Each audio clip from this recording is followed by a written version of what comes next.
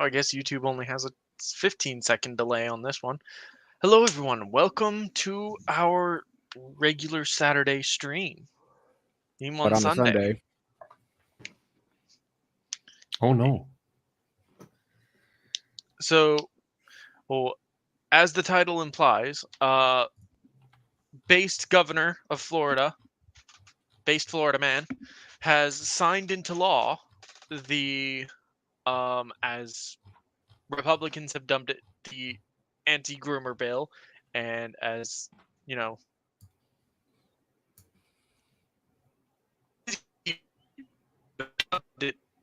You're cutting out a bit.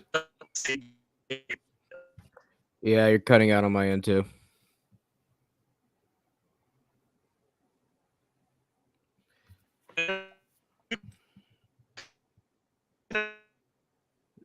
Nope, still not good. That is a dying connection. Yes, pardon him, ladies and gentlemen. We are experiencing technical difficulties. Now, why the hell doesn't this have internet? Okay, you sound good now.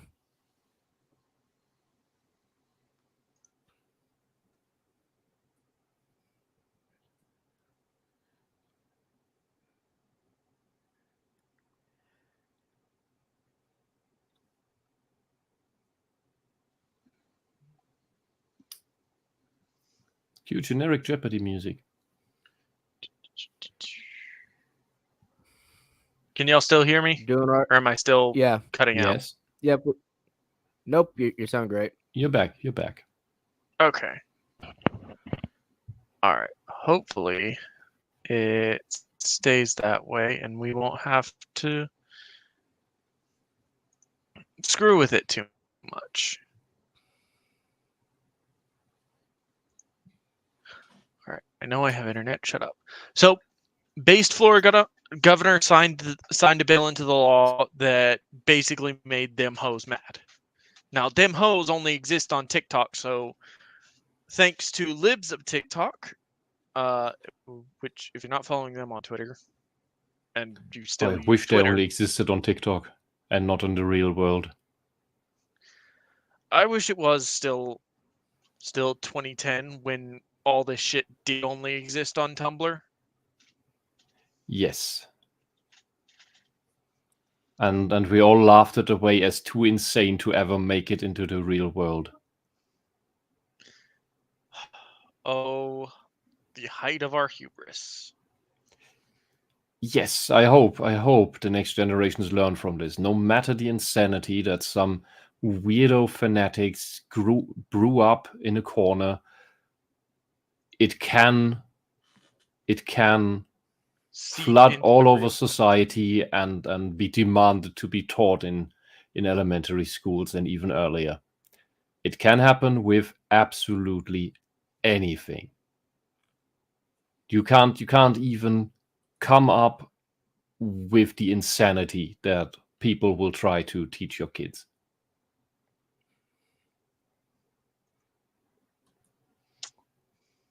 All right. So let's get started with these.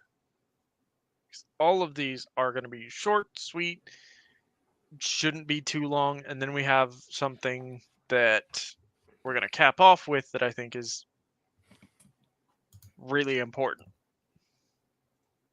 So, share that. Everybody can see it? Oh god, that guy. Yeah. That one I did see. All right, let's do a quick audio test. I ended up telling the... All right, everybody hear that okay? Yep. Yeah. All right, so told my 5th grades I am gay. So this is a teacher on TikTok. I think he's a 5th grade teacher. Let's hear how he came out to his students today. I ended up telling my students that I was gay. And Why? how it came up was one of the... Why? I was gay. 5th grade. Why? They are 11 years old. Why do you do that? You Not even in most attention-seeking cases. narcissist. If anyone talks to them about sexuality, it should be their biology teacher or their parents. Personally, I think 7th grade is okay for that to be done in school in biology. That gives the parents enough time to do their own thing. Mhm. Because honestly, if you are sexually active before then, something is messed up with you in the first place.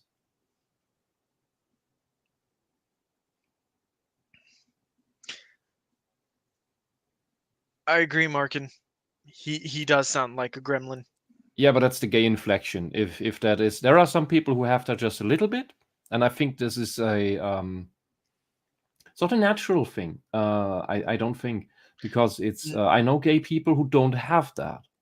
No, Um, it's an affectation that it's they apply to their report of the voice. subculture. The Yeah, gay scene, exactly. people in the gay scene speak like that, and so to be part of that, people adapt to how people in the gay scene speak. And my personal hypothesis is that this is in part the result of a copious amount of drugs. If you do too much cocaine, it will burn away your nasal tissue. And then you will always sound a bit like this. You will speak more nasally then. I learned this from an hotel animator who's not gay, but who worked on one of the Spanish tourist trap islands. And he told me they could only do that job by being on cocaine. There was no other way to do that.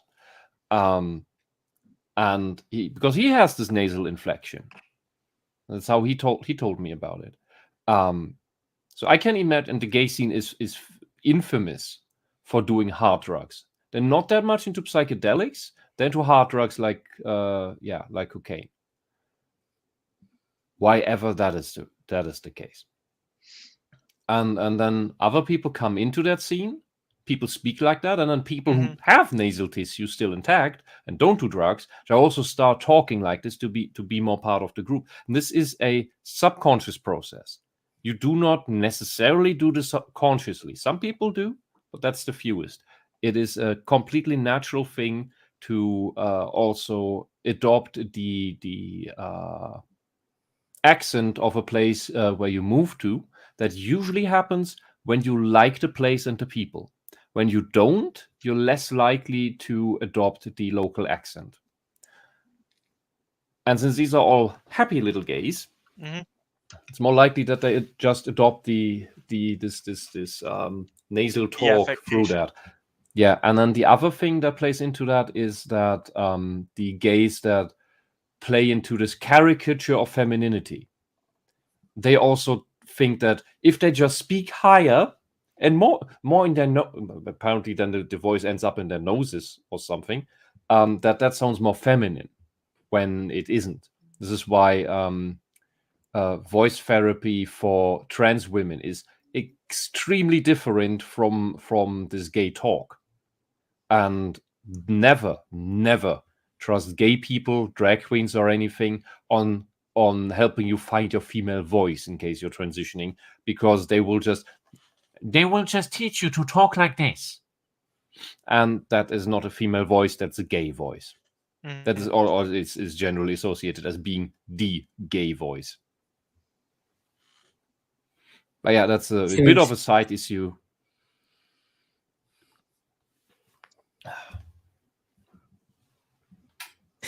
Oh, it's like, my mom thinks that you're gay because of your voice. And I'm like, maybe, maybe not. Okay, so it's not just the voice. It's not just the voice. It's not just the voice, but Yeah, it's the the parent, mannerisms. but the parent, the child probably heard this in passing from the parent. Like, the child eavesdropped on like a parents' night out conversation, and the mom was probably talking about the teacher, or the meet the teacher had probably happened, and then she's just gossiping with her friends. The child hears this, tells teacher. his reaction is, one I'd say is pretty appropriate. Like, okay, he maybe not. That's not important. If he had just left it at that, this man would probably be my favorite lib on TikTok. Be like, yes, Yeah. you get it. But he's not about to, because as you can see, we're only 17 seconds in. He's got quite a bit of time left to fuck this up. His smugness also tells me, and I'm vorgreifen. I don't know what that means in what that is in English. His smugness also tells me that maybe his entire arguments here or claims are made up. That no kid ever said that he just blurted it out to the class because he wanted to. It definitely could be that. So they were asking me if I was, because I kind of alluded that I was. So because he's so nervous and grinning. He can be grinning because he's so happy that he came out to children. Anyone. Because attention. It can also be that he is that this is nervous laughter from telling a lie. That is not normal thing that happens to non-psychopaths when they lie. That they get a bit nervous, and they get, when they feel that they get away with the lie, there is a dopamine flood that makes you happy. And this is how bad liars are caught very easily, and especially children who are unaware of all of this. That's why a child lies to you and then starts grinning like mad, and you think, you just try to fuck with me. Fuck off, kid. And I can see the cookie crumbs on your mouth still. You did steal the cookie. Because this reward, this dopamine reward, comes long before your reaction to do you believe the lie, or what was said, do you believe the statement, even happens. But I think he's just contradicted his story, because the way he says, I alluded to it, there's the part about the kids saying their mom thinks he's gay because of his voice. I would believe that. And it doesn't seem that he's lying about that would be a lie. This part, though, where he's like, I alluded to it, seems to be like where this deception is. Like he said, maybe not, but I think really he just answered her, yes, I'm gay. Yeah, and where this is all sick, where the problem here is, because this guy may just be a really nice dude who doesn't do anything bad for real. He's just not aware that of what his bullshit may be doing to kids. However, I need more caffeine. Fuck. Yeah, seriously. No, I've lost it. I would need to rewind, and I can't. Damn it. I'll think of it again. Okay. Kind of let them wonder and ponder on it. Yes, I know. I know. Thank you. It just needed that little thing there. Gets the thoughts rolling. The really sick thing here is that this grown-up man feels a narcissistic need, because he needs the attention. He needs it to be about himself. He feels the need to tell random people, in this case children, about his sexuality. Why? What grown-up has the need to tell random people about what you rub your genitals against, or where you stick it into, or what you stick into them? What grown-up man or woman has that kind of need? Tell me. Is that a grown-up man, or is that still a kid? It's a child. Still a teenager. Yeah. That's what narcissists are. Narcissists are, emotionally speaking, children. He has biologically grown up. His body is old, but his mind, and there can be quantum scientists that are emotionally still children. It's not a question of intelligence. Emotional maturity is completely detached from that. Yeah, and no sane person has any need to tell children about what you stick your dick into. That's Like, gross. like the LGBT promotional, like, this is a safe community kind of stuff, the rainbow stuff all up in my room. And I told them, I'm like, if you look around the room, that should give you an answer Wait, to stop, your stop, stop, question. stop. Okay, so Room. What does he mean? His classroom? presumably yes. Like Okay, this is then a why? different thing in culture because in Germany the teacher doesn't have his or her own classroom. We have like So because the te- we're moving from room to room. There are certain classrooms where certain classes are held more frequently, like where the languages are put or where the natural sciences are put, because well only they have the equipment. But it's not that there's one teacher who has this one classroom. That's not a thing. That confuses me because he Yeah. refers to it as his room. Yeah, in the States, the teacher stays in one place. The students move around. Yeah, here it's both. Teachers Yeah, and so students move around. so the teachers have their they have their set room, and that's the room they have throughout the school year. Hmm. And each day, depending on which school grade you're in or your school, I guess, you'll move from room to room to room.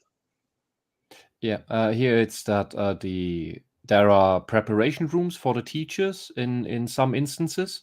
Like Mhm. there's a behind room, a back room that connects 2 or 3 classrooms, where there's all the math books, all the physics books, all the geography books, and some other materials, and maybe some special tools that you don't want in the open room so that it doesn't get accidentally broken or something. Um, that kind of stuff. Like But Bunsen burners and stuff like that. yeah, that would be the for chemistry. Mhm. And yeah, but also for language rooms where they keep special books. Like for biology, for example, we've had, when I was in school, we were still using books that had been used at least, I think, since the 70s or 80s. Because they were really good comprehensive books, and most of the basic stuff doesn't change. So they were not needed. And these things are immensely expensive. So they kept using them throughout the years, and you didn't take them home. They had like, I think, 2 or 3 sets. In some cases, they only had 1 set. So at the start of the class, when the book was needed, the kids would get them from the back room, and then at the end of class bring it back. And also because our school buildings are all really old, like sometimes centuries old, so they don't necessarily have enough rooms for all the classes at the same time. Mhm. And that's why there's this moving around with certain things, with certain yeah. So that's also Yeah. why the So, teachers are moving around. Like you don't have mhm. your English class in the same room every time, your math class not in the same room every time. It is on Monday it's in that room, and on Thursday it's in the other room, because that's how they had to organize it. That kind of thing. Well, that's just, here's a bit cultural detail. I just find this my room very weird. We don't have that concept, Mhm. and I would rather think that in elementary school we keep the kids in for most classes. Like you have one teacher that teaches all math, your native your first language, and some other basics in the same room, so that the kids don't have to move around. But in that We case, where you also have the same teacher for most things, and the teachers come to you, that is more the room of the class, not of your main teacher. So you have stuff from the class in there. The teacher wouldn't refer to it as his or her room, but of the room of the class. and that's which the teacher is a part of. When it's the main teacher in elementary, you have that kind of main teacher here. That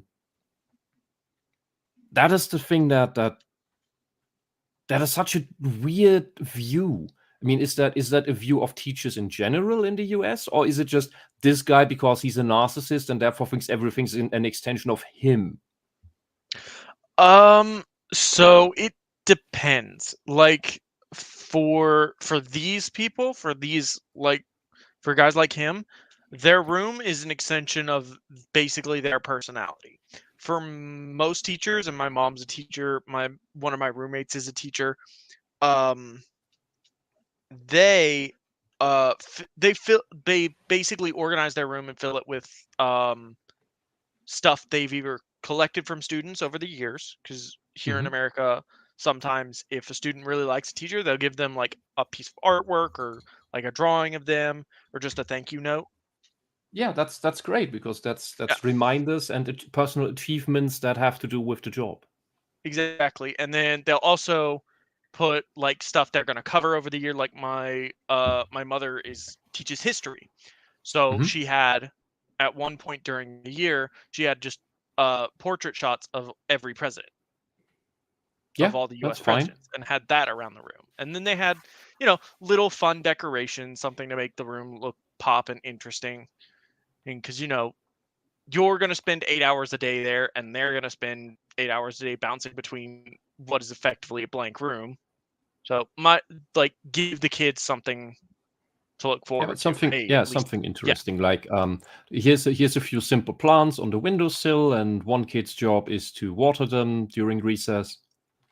Exactly. So things like that. Things that have to do with the classes taught. But not your personal affections, your personal view on things. Especially by law. By law, teachers in Germany are not allowed to have political opinions. Like, personally, they can in their private lives, but not in school. You have to be neutral. That is mainly understood as being party political neutral, but technically it goes further than that. And this whole gay stuff, this whole rainbow stuff, technically falls under that. Now, teachers often, especially the more activist ones, do not abide by that, despite it being a felony, because the kids usually don't know. Like my English teacher in equivalent to high school, at one point, completely out of the blue, wrote the names of two far left-wing organizations on the blackboard, one being the youth organization of the left party, The Left, which is the successor party of the Socialist Unity Party of East Germany, as well as another far-left NGO. And that was a crime, a very extreme crime. But since no kid knew, and I didn't either, I just found it weird. And honestly didn't really talk with my parents much, but I tried at times, but no, didn't really do. It wasn't just my fault, let's say. I had nobody to talk about with this. So it was probably the case with most kids, just ignored it.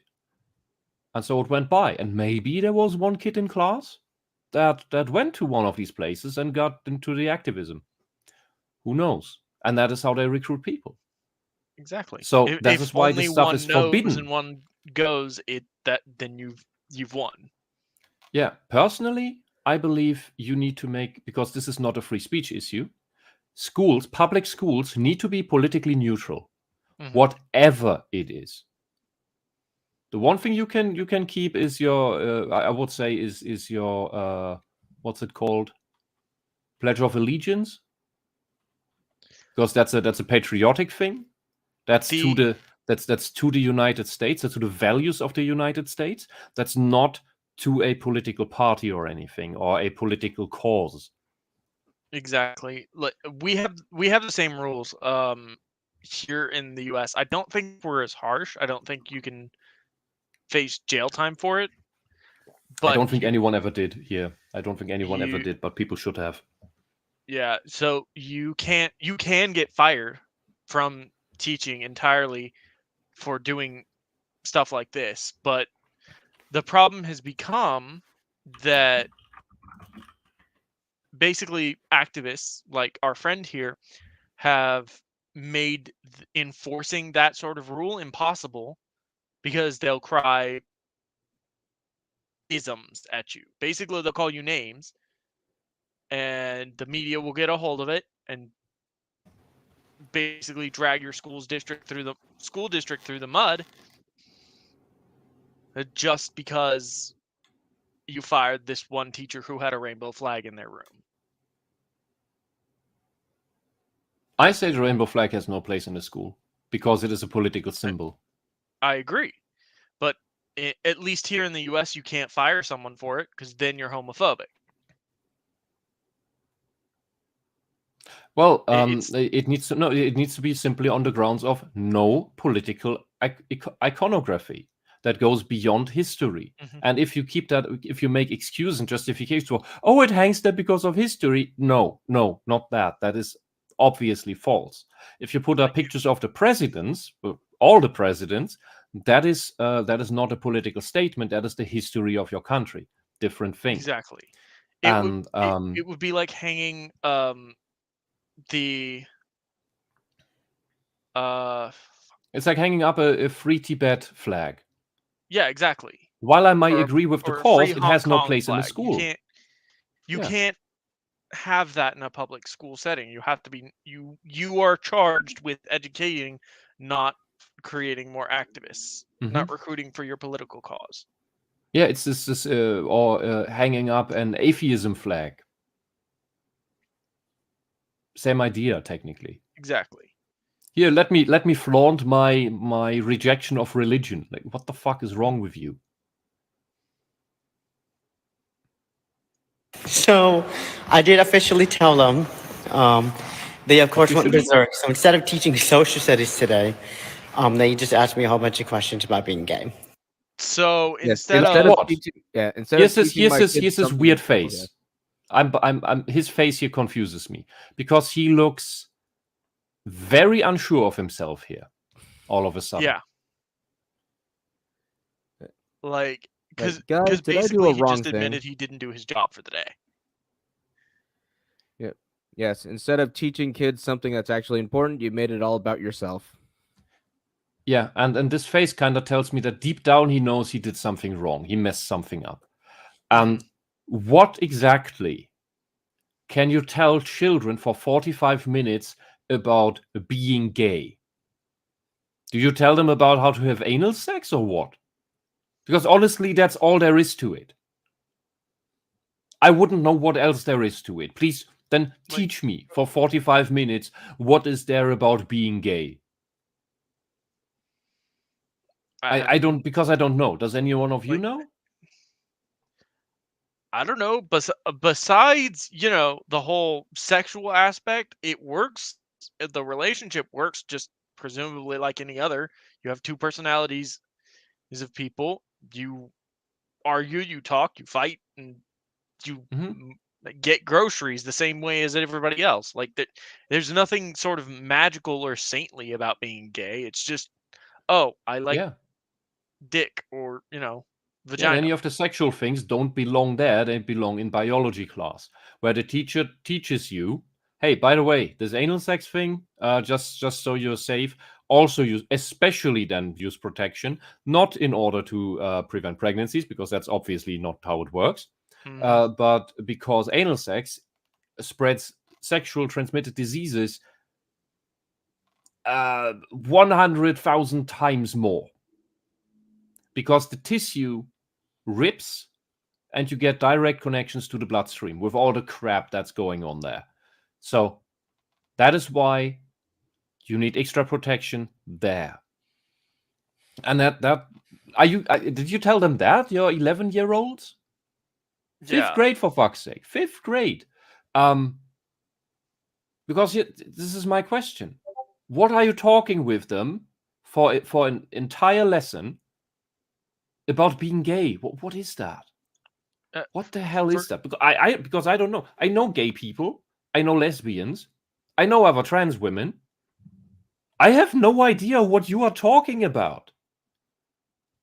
Like I Oh, how don't did know did that they I could. ask you? Can you have children with your loved one, with your man? Like, I think 5th graders, 11-year-olds. Yes, they are still a bit retarded, but they're not as retarded anymore. Retarded is the wrong word here, but you know what I mean. Yeah. As younger kids, they're already smart enough to understand that 2 men can't have a baby. So what the hell are you talking about here? So I think it was pretty well. Oh, that sounded like a forced save. Yeah, no kidding. All right, this guy was actually the most interesting to me because he presents an argument. This looks like a zealot's robe, a cultist robe. Yeah, it does. It does. Like some priest. So And he has this. Is he a Vincent Price larper or something? I assume he's some sort of gay activist. I was look at all the But- rainbows in the background. He's got That might be he might be an art teacher, or he's obsessed. I think a little bit of both. Probably a little column A, little column B. It does look like an art studio behind him. Oh, I know why they keep the black and brown race stripes on the Yeah. flag. It's because the gay people are obsessed with black dick. But Finally, I because I always wondered why do they keep the racism in? I don't know Because apparently black people are just better gays than white people. I think it's because gays of color are more oppressed, at least that's what they believe. That is not entirely wrong, even, but they would admit to the same thing as with black on black crime, because it is it is what? Why does he have white hair? Because he's old. Yeah, he's old legacy. Yeah, he's at least he's over 50. Yeah. Yeah, because black homosexuals and black trans women and all that stuff, getting killed is usually a result of black on black crime. And in African nations, which we never talk about for some reason, we only talk about the United States of America. Because Africa is in a African utopia. nations, they're openly homophobic. Remember, if it's not white and European, it's a utopia. Like that, there's no problems. They don't exist outside of the United States. It's in Europe. Like racism doesn't exist. Crimes against humanity doesn't exist. Like homophobia doesn't exist outside these places. Is because we have to focus. It's on only the us problems. doing it. Only Statistically white proven, people are capable of doing this behavior. Yeah, and statistically proven, the white people, which is not a thing, by the way, that's an American invention, are the least racist and least prejudiced people on the planet.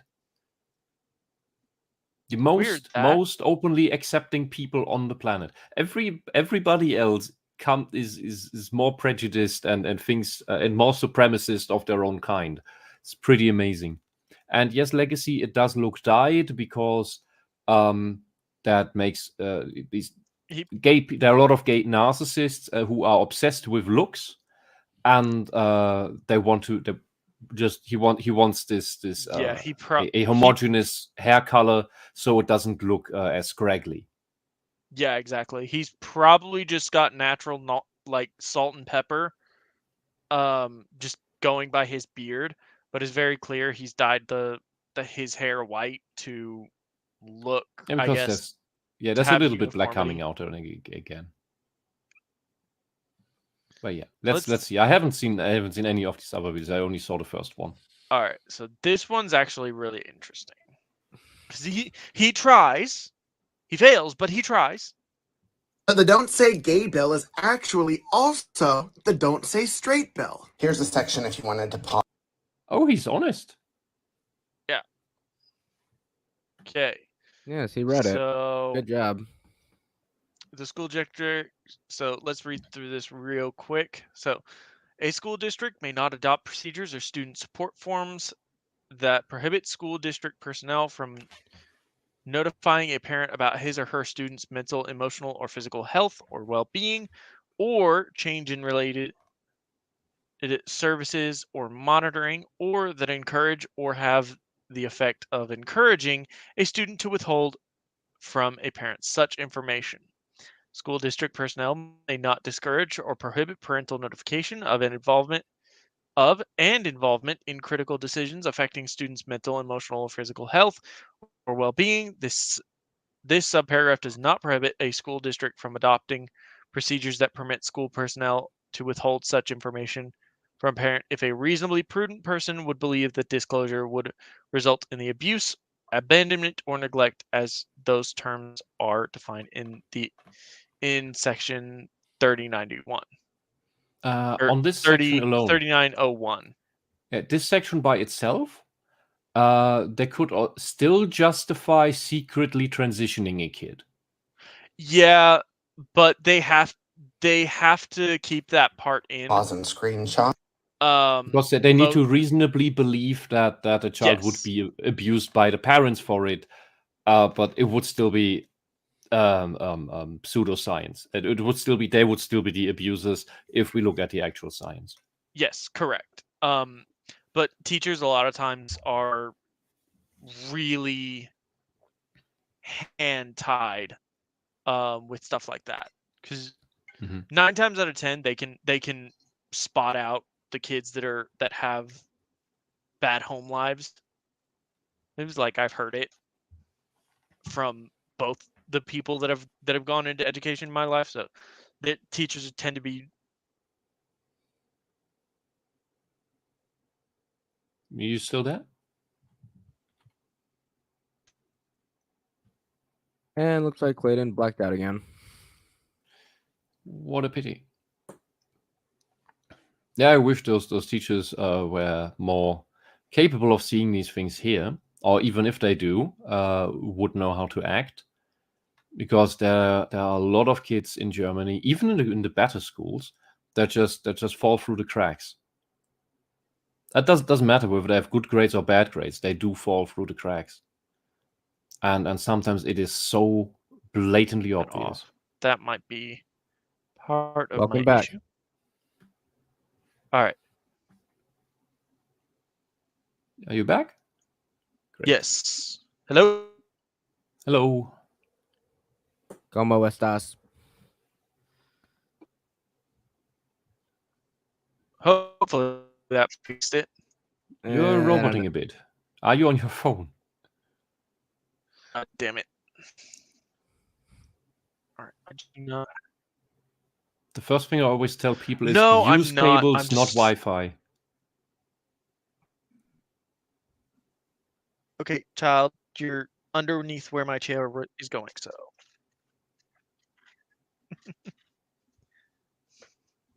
I know, I'm just in between the process of switching a router I have to basically a Wi-Fi extender so I can route it, so I can wire in. So give me 1 second. I'm gonna do something real quick here. Doop, doop, doop, doop. Buy long cables, people. Buy long cables. Long cables are wonderful. They're like Wi-Fi, but contained in a little tunnel, and so that the Wi-Fi always is without interference. Like you're tunneling the Wi-Fi through from the socket in the router to your computer. It's a really amazing invention. Like I'm telling you, cables are the future.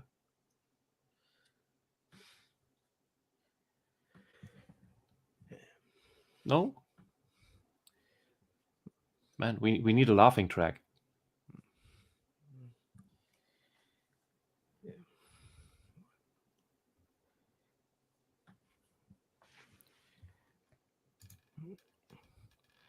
Well, Clayton's dead, so I guess it's now my show. So Yeah. Yes, how are y'all doing?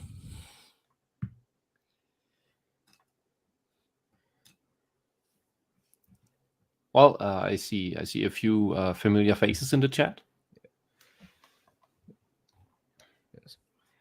Yes, I guess. How can you just wear that shirt and think you still have a shred of dignity on you?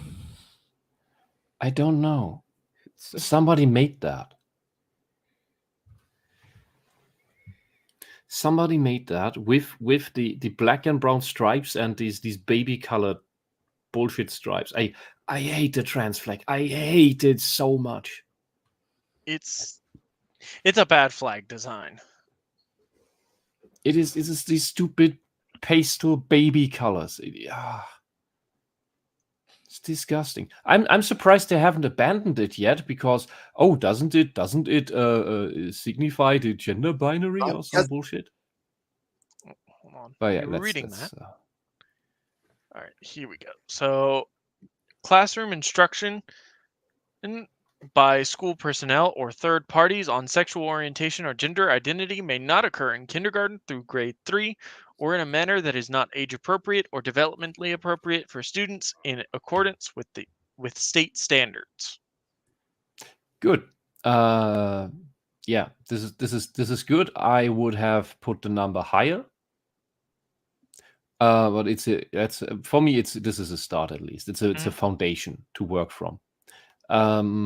The only thing you need to be worried about is state standards. They can change. You get the wrong people in power, and they'll change it to, well, throw it at them. Yes, good choice, Horned Rabbit. Good choice. All right, so let's hear what this man has to say about this, because again, he gets a star he gets the "You Tried" star.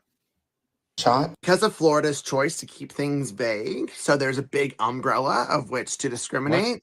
What's vague about this? Yeah, what is vague about this?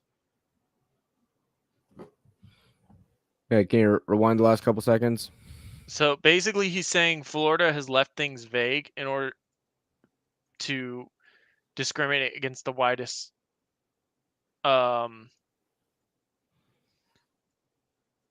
to keep things vague. But if we go off this little paragraph, I think he's confused. I would say he's confused about age appropriate or developmentally appropriate. I think he does not understand that.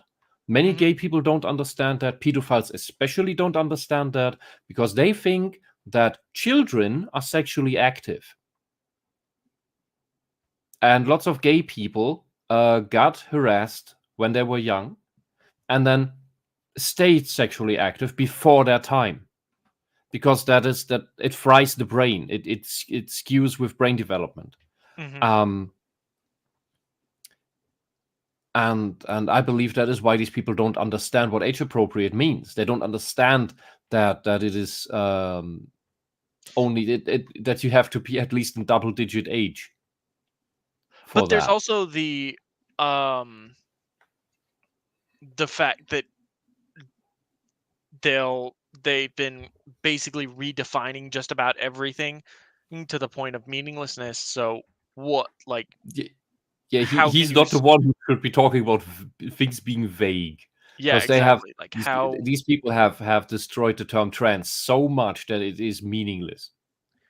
How can you say that 10-year-old doesn't identify as someone older? Oh God. Kind of thing. Yeah. Because of Florida's choice to keep things vague, so there's a big umbrella of which to discriminate.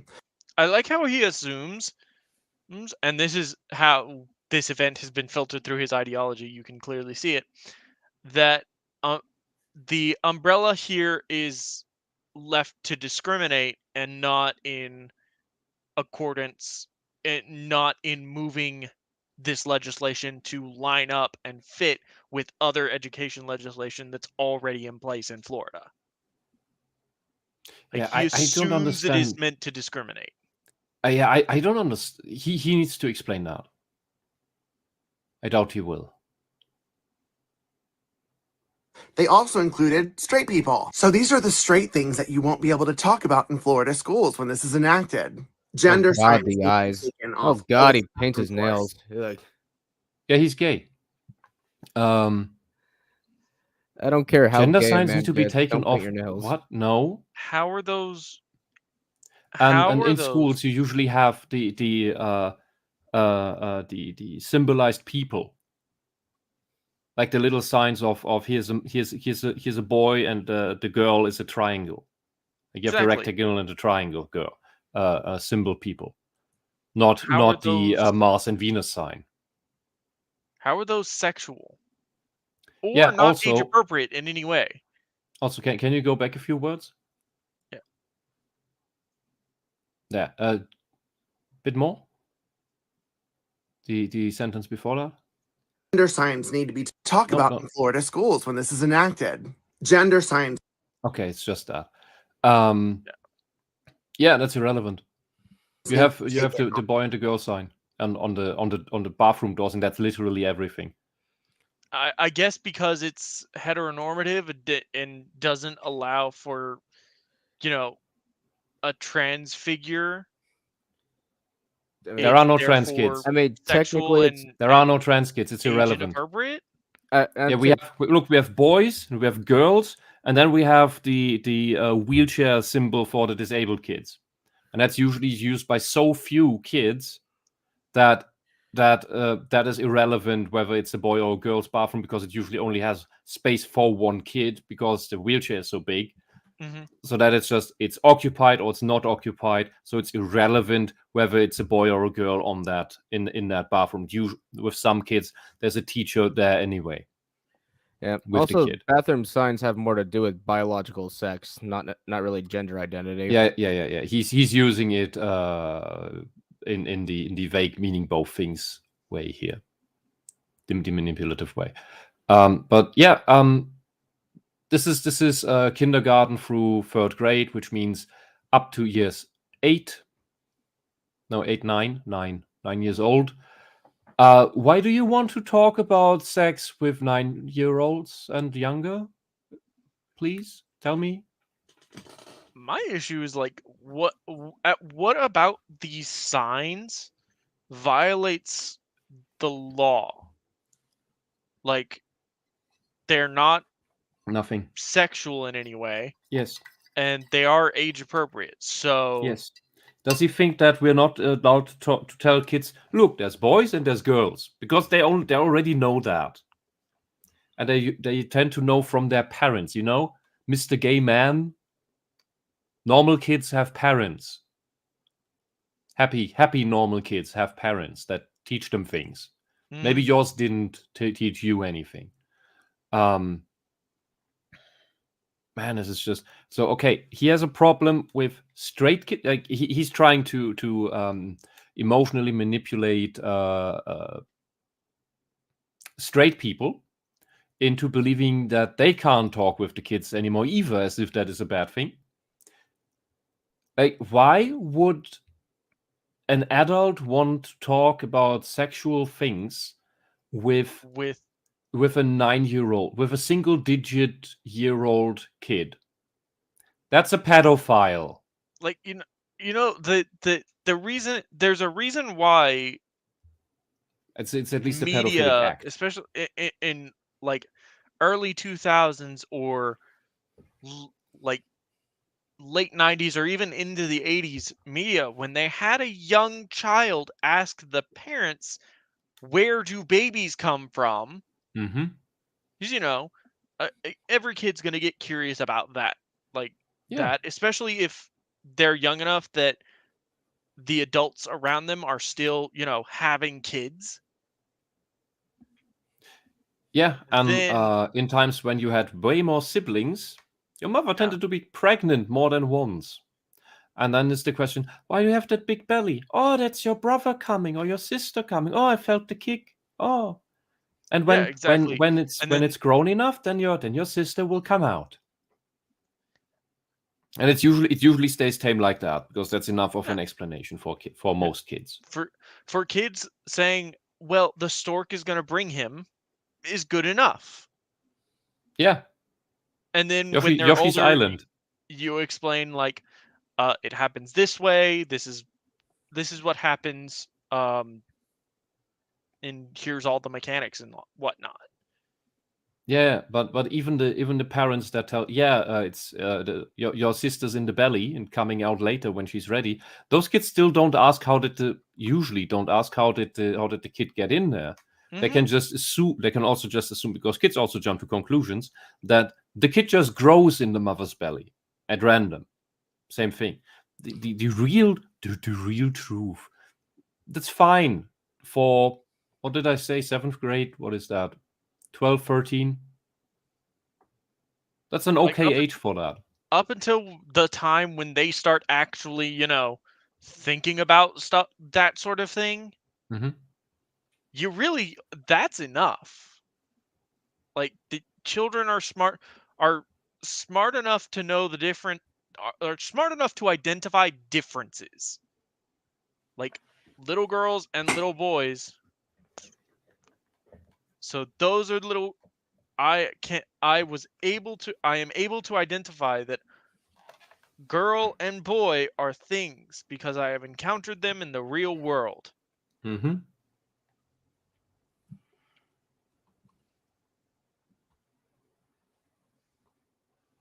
You cannot line up kids in girl rows and boy rows. Okay, again. Yes, you can. Why? Why can't I do that? Yes, you can. You're malicious, deliberately playing dumb retard. Me or him? That guy in the cult dress. It's like, that is a teacher? I don't know. He does. Unlike the last guy, he doesn't have the hashtags on this thing. But Okay, then I hope he isn't. He's basically read one paragraph of this bill, or he might have read through the whole thing. Who knows? But he found this paragraph and he's like, "This is a gotcha for these Yeah, people." he jumps to a conclusion that is not in there. But it's not something you can conclude from the text. This is stupid. Exactly. But what he's assumed is that everyone has as warped a definition of what is straight, what is gay, what is gender as he does. Yeah, my So question to is him, then, here, Mr. Gay Man, how do you know men from women? How did you learn that? Had somebody what did you need somebody to tell you that? Did somebody need you to tell you to be gay so that you like dicks? Because you didn't know the difference between a dick and a vagina?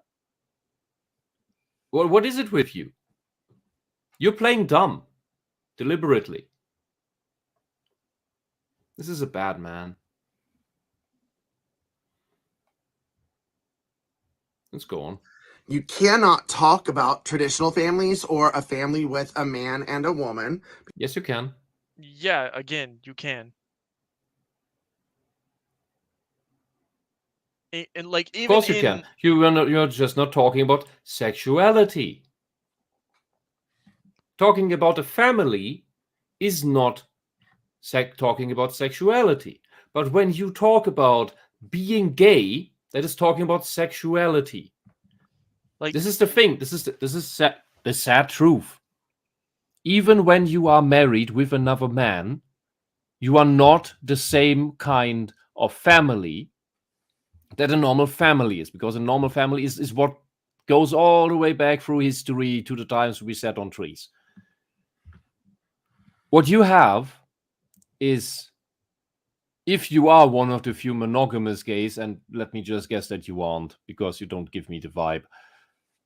You seem too narcissistic for that. The narcissistic gays, they are not monogamous. They can't because they can't emotionally bind. When you talk about you have a husband, that is inherently implying the sexuality. Normal family is by itself not a sexual topic. That's just mom and dad loving you and them loving each other emotionally. But when the moment we talk about homosexual relationships, sex is a topic automatically. You may not like this, you may find this unfair, but that's the simple truth. Mm-hmm. And first, You leave the kids alone and let them understand how the world works normally before you confuse them with all this weird shit.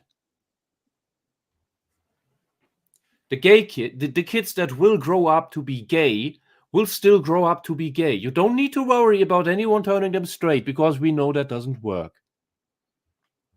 But you seem to think that you can turn them gay somehow. For why else would you try to talk them into sexuality? And confusing them about their gender and their biological sex. That is malicious and abusive. But yeah. Because that's heterosexuality. And I don't want y'all to talk No. about that in school. You won't be able to They don't celebrate talk Mother's about that Day. at that age. They don't talk about sexuality at that age. That is fine. Talking about a family is okay.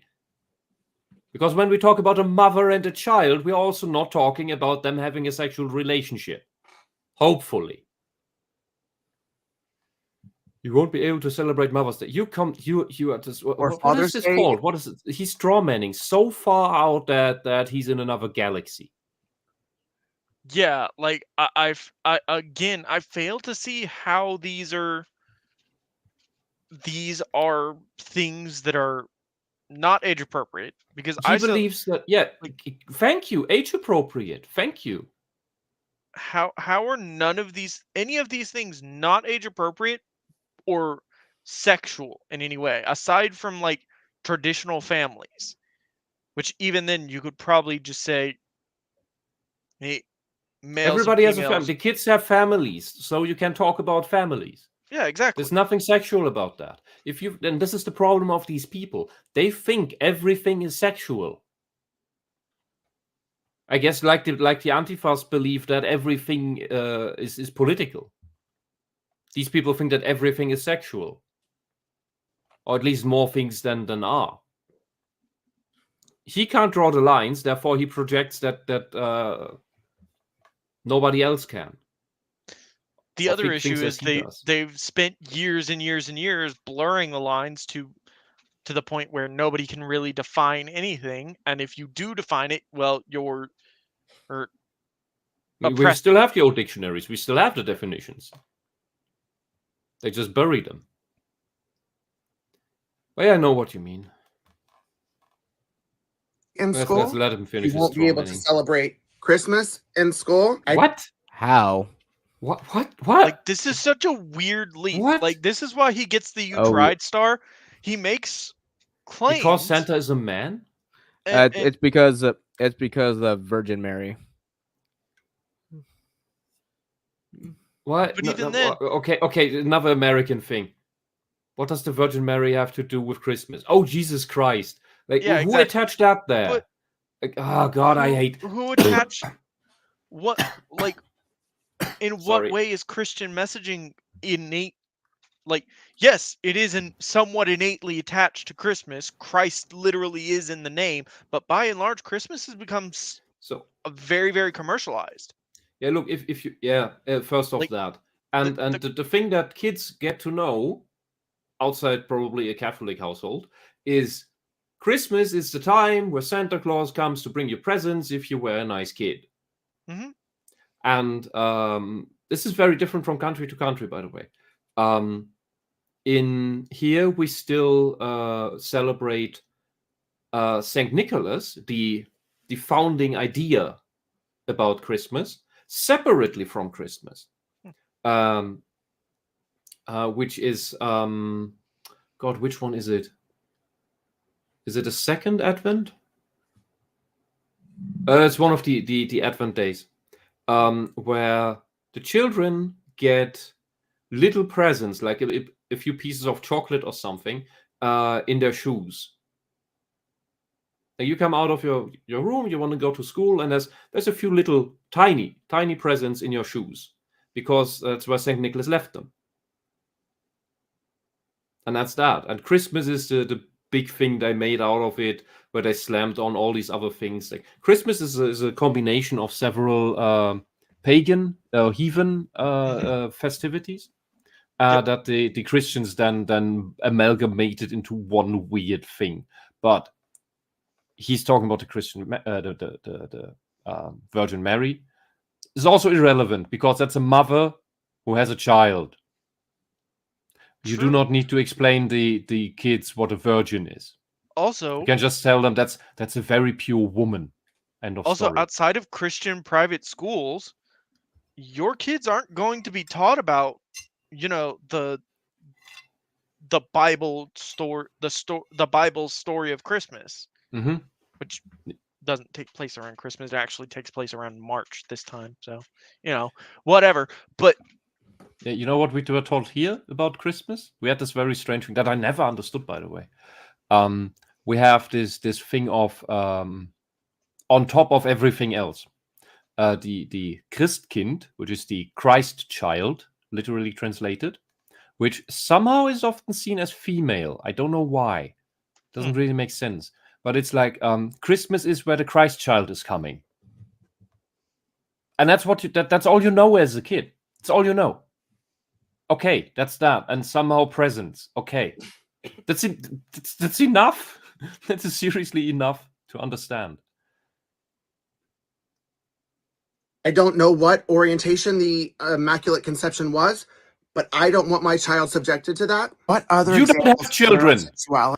Yeah, you make for You a don't really have lousy children. parent. You are gay. why is his fridge standing open?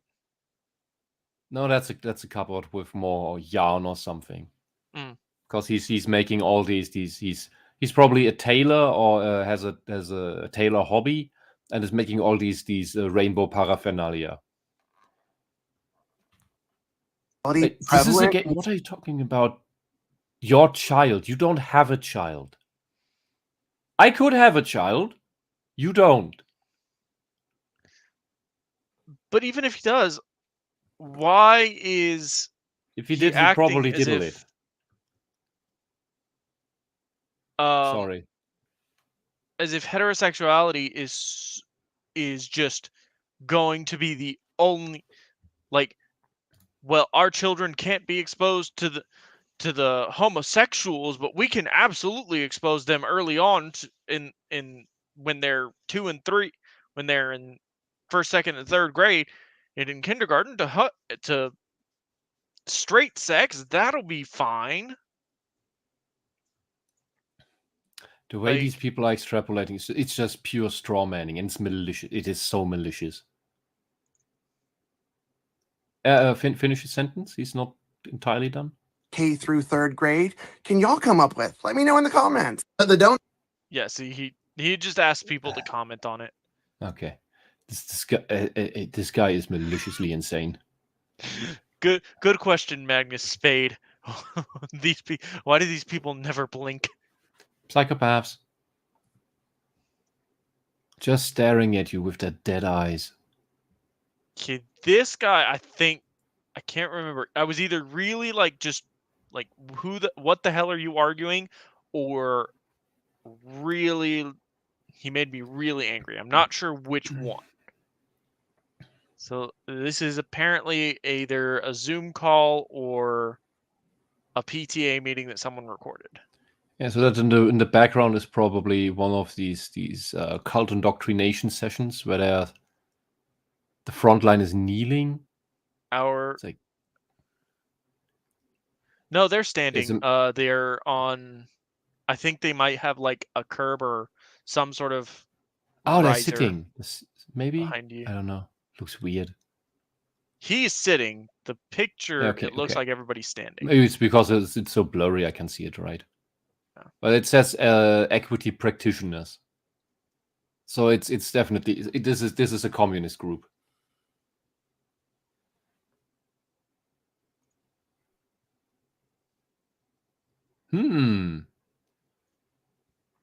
Yeah, that's called an eyelid. I think we in humans reptiles, also... it's different. It's called a nictitating membrane. It's outside of their eyelid. Yeah, I mean we humans still have a third eyelid. It's just what's it called? It's like male nipples. You have them, but they're dysfunctional. They're not developed fully, so they're not in use anymore. What was the name of that? It's a rudiment. It's not superfluous. It's a rudimentary feature. Vestigial. Yes. That's yeah. In German, it's a rudiment. Yeah. Yeah. So I thought maybe that worked in English too. So let's hear from this guy. Ready to learn about it, whether you think they are or not. And the research says that there is no age ready when they've been exposed to information. They're ready to learn about it, whether you think they are or not. That's not true. So he's opening statement is, if you have been exposed to something, you are ready to learn about it. That is absolute bullshit. That is insanely not true. That I've been exposed to quantum physics. That does not mean I'm ready to open up the book about quantum physics and begin to understand what the hell quarks are. I remember having heard, it was years ago, about I think it was of course it was American teachers in kindergarten that were teaching, in quotation marks, the kids and showing them videos of the Holocaust. So that's the logic he's using here. So if it doesn't matter if it traumatizes you, let's show it to them. How can this guy? If this guy's a teacher in this day and age, he must have had courses in pedagogics. Or pedagogy? How do you pronounce that in English? Pedagogy. Okay, pedagogy. Then he would know that this is bullshit. I cannot believe the insanity of these people. Somebody has. So I hope he didn't come up with this himself. But somebody must have put this crap in his head. And we need to find who those people are. Because they're creating more people like him. And the research says that there is no age too young to talk about pretty much anything. If they know about it, they're ready to learn about it. That's bullshit. That is absolutely bullshit. I want a citation needed. Yeah. Show me that research. Because that is literal bullshit. The brain develops in stages. A child cannot comprehend certain things. A child can comprehend more and more things as it ages because the brain is developing. Like object permanence. Yeah, and then there's the whole, like, the only way this could conceivably be true is if tabula rasa was a thing. Yes. But yes. But it's been proven time and again that that's not the case. Yes, exactly. This is why that he's a communist, which we see from the equity practicing, gives us the indicator that he likely believes in tabula rasa, the blank slate theory. But then also, empathy is a thing that you do not possess instantly. It is something that you learn over time. It is a mental. It is a cognitive process, a cognitive ability. Narcissists don't develop it, by the way. And that children don't. It is the ability in spades either. Yeah, and it is the ability to see the world from someone else's eyes.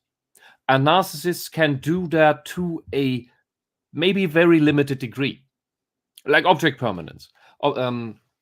Physical object permanence is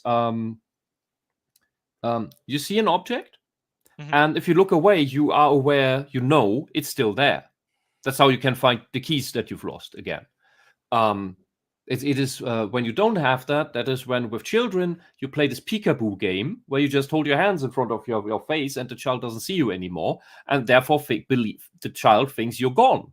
And then mommy's gone, daddy's gone. Where? Hands go away, faces back. Mommy, daddy's back. Great game, wonderful. Once the child has object permanence, the game doesn't work anymore because the child knows you're still there. You're just hiding your face behind your hands. What especially narcissists do not develop is object permanence for non-physical things, non-physical objects. Let's say that you, the friend of the narcissist or the child of the narcissist, that you have a problem, that you are in pain. Once the narcissist is out of the room, you as a person still exist, but the narcissist isn't exposed to you being in pain anymore, and therefore goes about the day as if nothing was going on. Therefore, the narcissist doesn't worry about you. He may say that once in a while, but there's nothing behind it. And with empathy, that is seeing the world out of someone else's eyes, it is a similar thing. The basic form of that is you have let's say you hold up let's say a book, and on the front it is red, on the back it is blue. And the child that does not have developed this skill at all, you can ask, what is this? What is the side that you see of the book right now? Blue. You turn it around, red. Okay. Then you ask the child, well, you turn it back around so that the red side is facing you. Then you ask the child, what color am I seeing? The child will answer, blue, not red. Because the child cannot comprehend that you see the book from a different perspective. There's a combination to object permanence here, but this same thing happens with when someone lacks empathy. Try to see the problem from someone else's perspective. Why does this person hurt over something that doesn't affect you? Because that person thinks differently and has experienced different things. Someone with empathy can, without having gone through the same experiences, understand why that person is in pain and what could solve the problem. Sorry, I'm getting very, very off track here, maybe. This is all important to understanding that blank slate theory is bullshit. There are developmental stages. Kids are not ready to be exposed to absolutely everything from crawling out of the womb. Right. So there is no, what we think is always age appropriate. It is if they don't know about it. They haven't been exposed to it, then yeah, you can give them time to develop.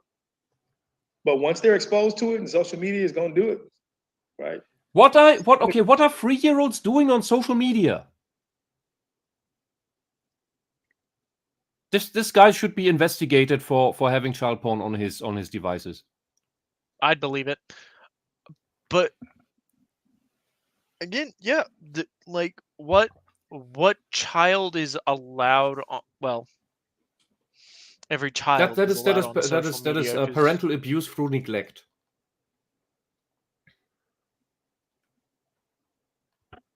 The children aren't supposed to be on the internet. They're not supposed to be on social media. They're not supposed to browse the internet. Seriously. Very true. Like when I was in school and the internet was still young, yes, there were kids who were not mature enough, but when they were in the computer room, they would go to rotten.com. I think the name says it all. Maybe you're too old, too young to know what that site is. I don't know if it still exists. It's not Rotten Tomatoes. Rotten.com is a very disgusting site on purpose. And of course, the juvenile kids, yeah, especially the boys, they love that shit. Full of real life gore and other crap. All the most disgusting things you can imagine. Kids aren't supposed to be there.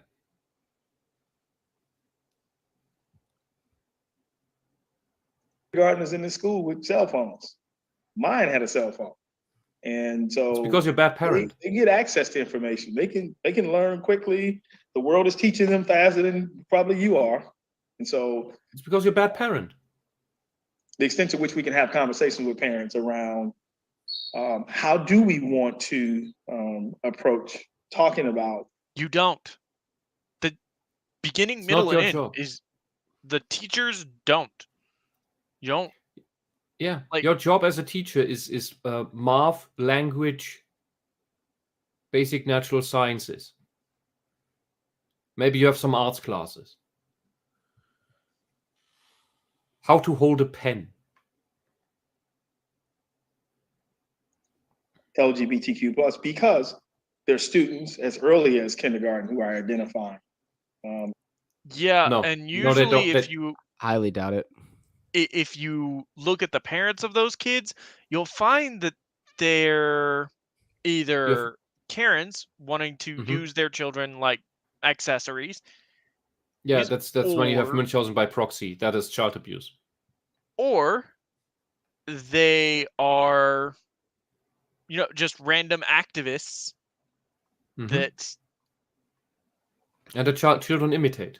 yeah, like It is like kindergarten children don't have like children up to and probably into their 20s don't actually have opinions.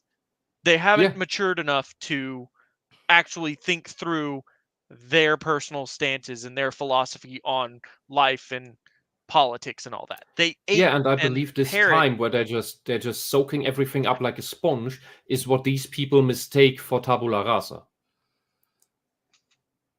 I think that's the closest thing to what's going on, and that they mistake this whole play, this role play that children do, like playing house. I remember because my childhood amnesia didn't work properly. I remember being in kindergarten and playing house with a friend of mine. She would be the mom, I'd be the dad, and I don't know what we did for a child. Like there was because honestly, we don't really know what to do. Mhm. We just okay, you're the mom, I'm the dad. Okay, And okay. you And we had these pretend to you know work and what the cook cool and thing was. We had these paper crowns that were on the shelf for the kids that wanted to play house, so that it was like king and queen. But that was it. Like we didn't know what that really entails. It's just okay, somebody I've heard of this game. Let's play that. And It- yeah, sorry, I'm this a bit this lost whole for idea words brings here. up an interesting sort of side topic, and it's the corruption of play. Hmm. Yeah, Like like rough and tumble play is not. It is yeah, not dangerous fighting, well but it is there's how like that, but all there's species do also this. the idea that a child will pretending to be a girl or pretending to be a boy, you know, or pretending to be, identifying as trans or what have you, is likely them play acting, and these parents and these activists and will look at that and say, okay, my child is this. Hmm. And that sort of corrupts the inherent nature of play and what it is and what it does for your own development, not as a person. Yeah, and the thing is, and I think this thing of playing house is a very great example, because sometimes it was just the girls playing house, and then one would be the mother, one would be the father, and sometimes they also had another one that would be playing the child, and that is not a thing of being trans or being homosexual. It's just they are playing house. They're Mhm. playing out the roles that they know. It's role play. And Fataku had in the chat had a few good comments here. But these people that are obsessed with seeing this their crafted ideology, their fan fiction of this whole trans issue in everything, because they don't see the trans issue for what it is. They made based on their tabula rasa theory, the blank slate theory. They made a warped distortion of it, and that is what they preach and what they see everywhere. They don't see the real issue, because the real issue, as I've said on other streams before, the reality about the trans issue is that it disproves the blank slate theory. It is a purely biological condition, similar to, but not the same, but similar to intersex issues. Mhm. Sorry, some gas in my stomach. As non-gender conforming, non-binary. Those kids don't. Oh, that's another thing. Why I brought up the playing house thing. In the playing house, when you role play, you, like the girl that plays the father, she role plays the father. So for the sake of play, while the play is in session, you could use this completely wrong terminology, but you could use this terminology of saying, in that while she plays, she identifies as the father. Those are the wrong words, and they chose these words deliberately, these activists, because what she does is she role plays as the father. And that is what all these people who claim that they identify as this, identify as that, what they're really doing, they role play as that thing they've heard about in the stereotypical way that they heard about it. That's why all these transgenders are not acting like people with actual gender dysphoria, but like what they believe it is to be trans, and then live that stereotype. And there are so many that they have to justify themselves against the people with actual gender dysphoria, so they, through their numbers, could then claim that, oh, you don't actually need gender dysphoria to be trans, which is utterly insane. Because they claim the same, they claim the oppression points that people with an actual medical condition have. That is exploitative. And then to push that on children, that, oh, children tiny children, kindergarten children identify as trans? No, they don't. You taught them. You taught them to role play that, and they because they try to appease you. They try to get validation and appreciation from you, the adult. That's why they do it. You're literally teaching them to be gay. And so because they're in our school, they're in our classrooms, then that becomes a responsibility on the adults to say, okay, I have a student who identifies this way. And so it's my responsibility to... Where were all these non-binary and trans children 20 years ago? Not even 50, not even 200, 20 years ago. 20. Where 10. Were these non-binary and all this stuff, and non-binary trans kids and kids that were gay when I was in school, which was not that long ago? Yeah. Like, but I don't remember any of that. Like this, it is a relatively new phenomenon that young children in statistically significant numbers are coming out as these identities, despite the fact that in realistic terms, you could have 3 different classes of kindergartners, follow them all through their lives. You would be unlikely to have one that actually did end up with gender dysphoria, and maybe 3 to 4 of them would actually come out as gay.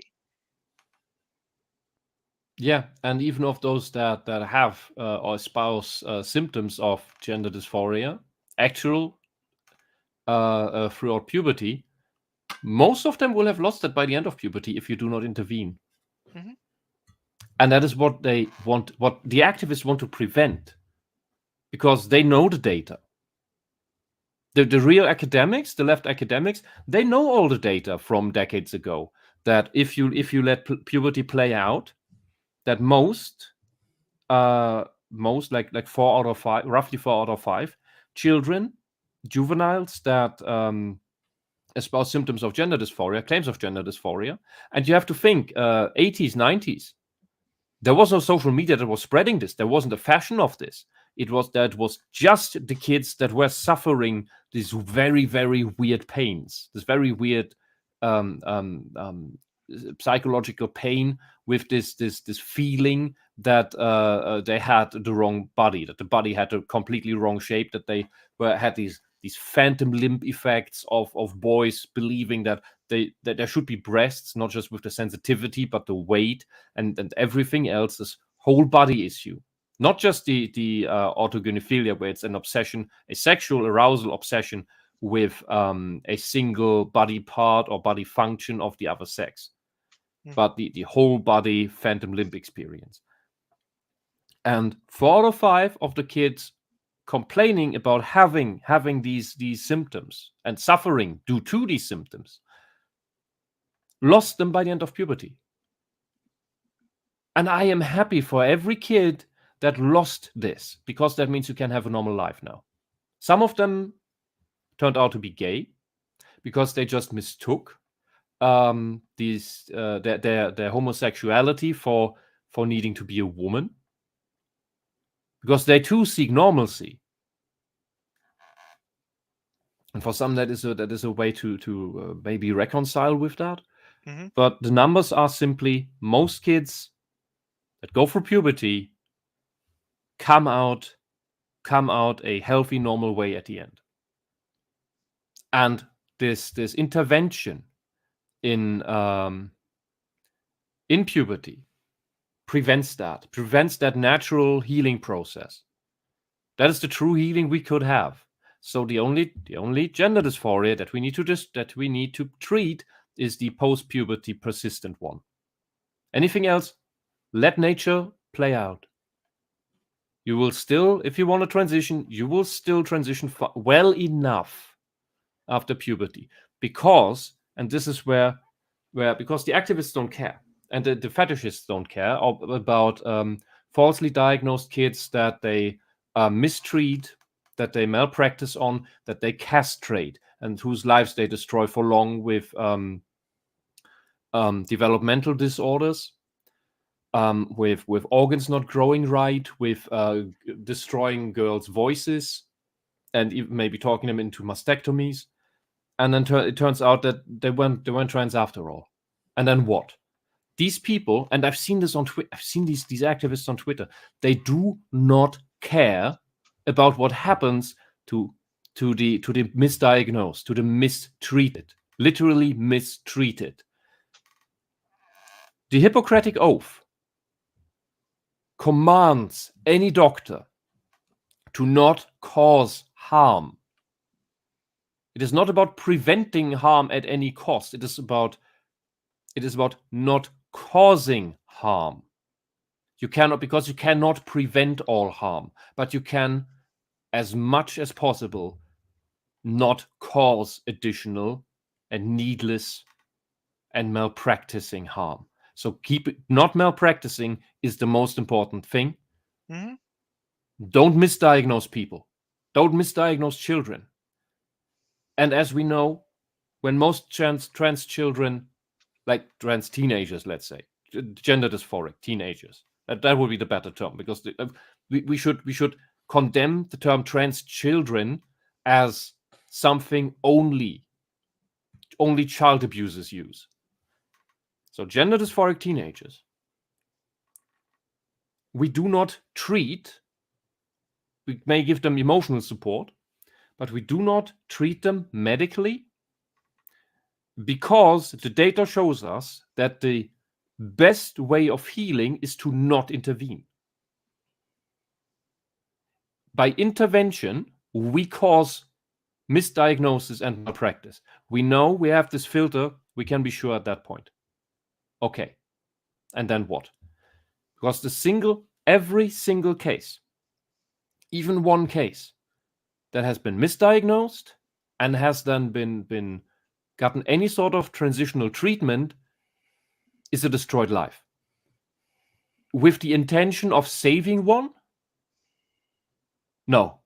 That is the peak of insanity. We can go through life with gender dysphoria. Some choose to do that, like not treating it, trying to have a normal life. It is strenuous, it is painful, but it is possible. And that is a choice you can only make when you are grown up enough. It's not a choice you can make at 12 years old or even before. Sorry if I'm starting to talk in circles. This is I just hope people get the gist of it. Do not intervene. Sorry. No, you're good. I thought you were done. That's why I clicked play.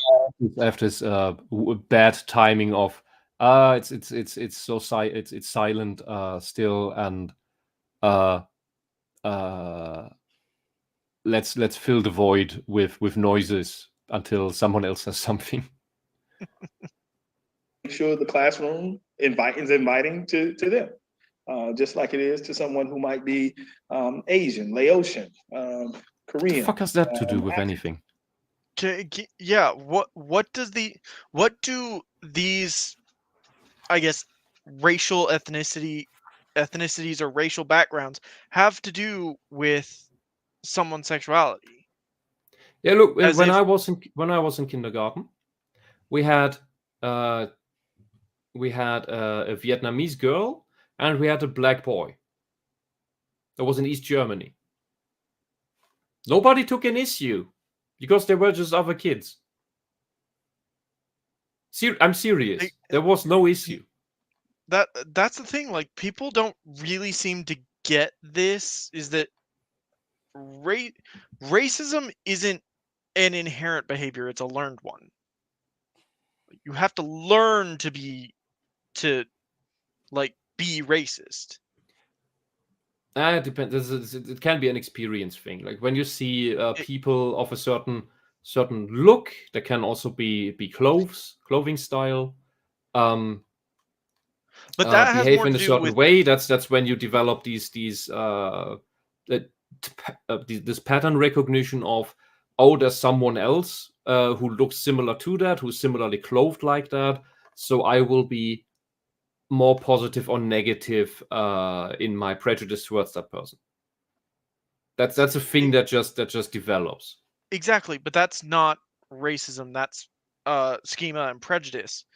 Yes, and you develop those as your age, but like genuine racism, like actually believing your race is inherently superior to another one purely on the basis that your skin color is a different color is learned. That is learned. Yeah, because we had kids that were blonde, that had red hair, brown hair, black hair. Some hair looked different, like the curls. There were kids with curled hair, there were kids with flat hair, then some in between stuff, and different eye colors. And the skin color or the eye shape is just with the Vietnamese girl is just a bit more different than the others, because all the kids have slightly different eye shapes and stuff. That's just a little more. Okay, in that kid, the black kid was just a little dark. Like he was like this mocha brown, I would say. But it's just technically that's just darker than the other kids because we had several hues with of skin color, from very pale to rosy to this copper tone. The Vietnamese girl was a bit more on the brownish side, and then he was even darker than that. That was it. It was just that was a bit rarer, and that's it. Nobody complained. At least I don't remember anyone taking issue there. Whatever the identity is. And by the way, that is in Germany, where the number of people of different races is minuscule, or at least at the time was extremely minuscule. But by the way, that black teacher there, he looked very unsure in how he moved, how he talked. Yeah. So for knowing so much, these people are very insecure about what they're saying. When we started going through like sort of frame by frame, I picked that up as well. I didn't pick that up the first time I watched this, but I definitely did this time, that second time through. Let's get back.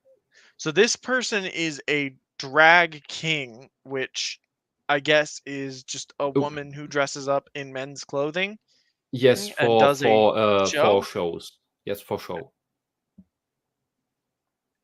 It's so often fat people who do that. Both sexes. So weird. So because I've been getting this question a lot lately, I am going to use this space to answer it. and that is as a preschool teacher, a drag king, and as a member of the LGBTQ community. What the fuck does drag king have to do with any of this? These people believe that cross-dressing somehow makes them rainbow people. Yes. It's so cross-dressing, first off, is a fetish. In the form of drag, it can be artistic. It can also just be this ugly fetish. Mm-hmm. So it can be brought up to artistic heights. Let's say it that way. But it is still a fetish. Honestly,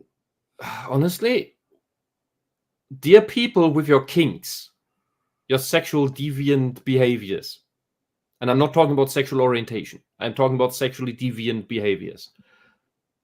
Like the people who pretend to be dogs. Yes, what do your fetishes have to do with being homosexual or gender dysphoric? You do weird stuff in your bedroom, that's fine. Nobody takes issue with what you do in your bedroom in a consensual fashion, no matter how depraved it is. Because people have known for decades, if not centuries, what these weird letters in some of the looking for people parts of your local newspaper mean. And we just look away because that's your private business. You do that. You look for people who are into that and do that in consensual fashion. Okay, good. That doesn't make you some rainbow weirdo. You're just a weirdo. But why do you need I to was put gonna that say into that push that into the faces of other people and now into the faces of children? Sexuality, not just sexuality, but sexual deviancy. We're not even talking about homosexuality anymore, or having gender dysphoria, which is completely irrelevant at that fucking age. We're talking about sexual deviancy that is pushed onto children now. Sorry, I'm done. I was going to answer your question, Caesar, or saying that's all she has. She doesn't have anything beyond that. This is like her badges. Maybe she's a lesbian. That's the only thing that's left. Like she may be a lesbian, but even so, like I am a drag king, a preschool teacher, and a member of the alphabet community. These are it. This is who I am. This is how she had no doubt introduces herself to other people because she doesn't have a personality of her own. Yeah. How do I feel about the new legislations for like the Don't Say Gay bill or the reporting of transgender kids? And while I don't see things like that too much in preschool, my opinion on it is she sounds super nervous, as if she's in panic and about to cry. Yeah, she does. And I don't know whether that's due to her inherent emotional reaction to this or if she's just doing it for the theater. Literal hysterical woman. These a lot of times the TikToks are like, especially the more emotional ones are sort of fake dramatic. Like, or they get angry, they pull out their phone and they turn on TikTok and that's it. One of the two. Either they're Yell at Sky. They've already like either they found out something that made them angry and immediately turned on for the video, so the emotion is raw and it's just a raw emotional reaction, no thought put into it or examination of the event, or it's completely phoned up and staged. Feminist is yelling at Sky, holds phone in between. Yeah, exactly. Oh, by the way, this is another thing I noticed. We're not talking about feminism anymore for months now, if not a few years. We're only talking about the rainbow agenda now. They pretty much destroyed what it means to even be a woman. Yeah, it's like all We don't- the super feminists, they have all moved on to the trans nonsense. Exactly. So, like, it was feminism was a convenient way for these leftist activists to essentially piggyback off the Mhm. idea that women were oppressed, and began to introduce sort of the idea that, oh, well, what about black women? Are they more oppressed because they've had to deal with slavery? What about, oh, let's bring race into it, because race relations is a thing. And, you know, it's this It's really the just whole movement itself is very next bigger fashionable thing. That is the nature of virtue signaling. You always need to virtue signal about a new thing so that you're the first to virtue signal about it, so that you get the most attention, most clicks, most likes. and And Short maybe Fat you Otaku even put get to out a become the video. next Sarkeesian. Dev Short Fat Otaku put out a video, I think, a couple days ago, and it wasn't involving his and it was about, like, you have the right to not have an opinion. And Not that's under socialism, no. Not in the cult. No, exactly you have to have why you have to these- have the dogma. You have that's your opinion to have. if you're not with No us, you are opinion against means you're a reactionary. exactly. Yeah. So what was another thing I wanted to say on this one? It's slipping my mind again. Damn it. All right. Well, we'll keep going, and if it Yeah. occurs to you, give me a shout. Mm-hmm.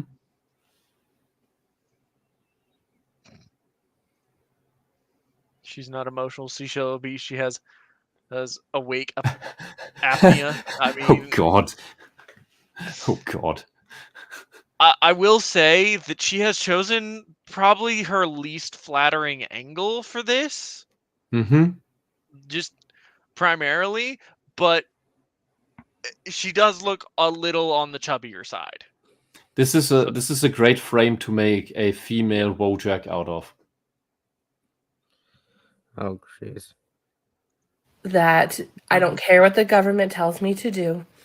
I am going to do what I think is best for the health Jail. and safety.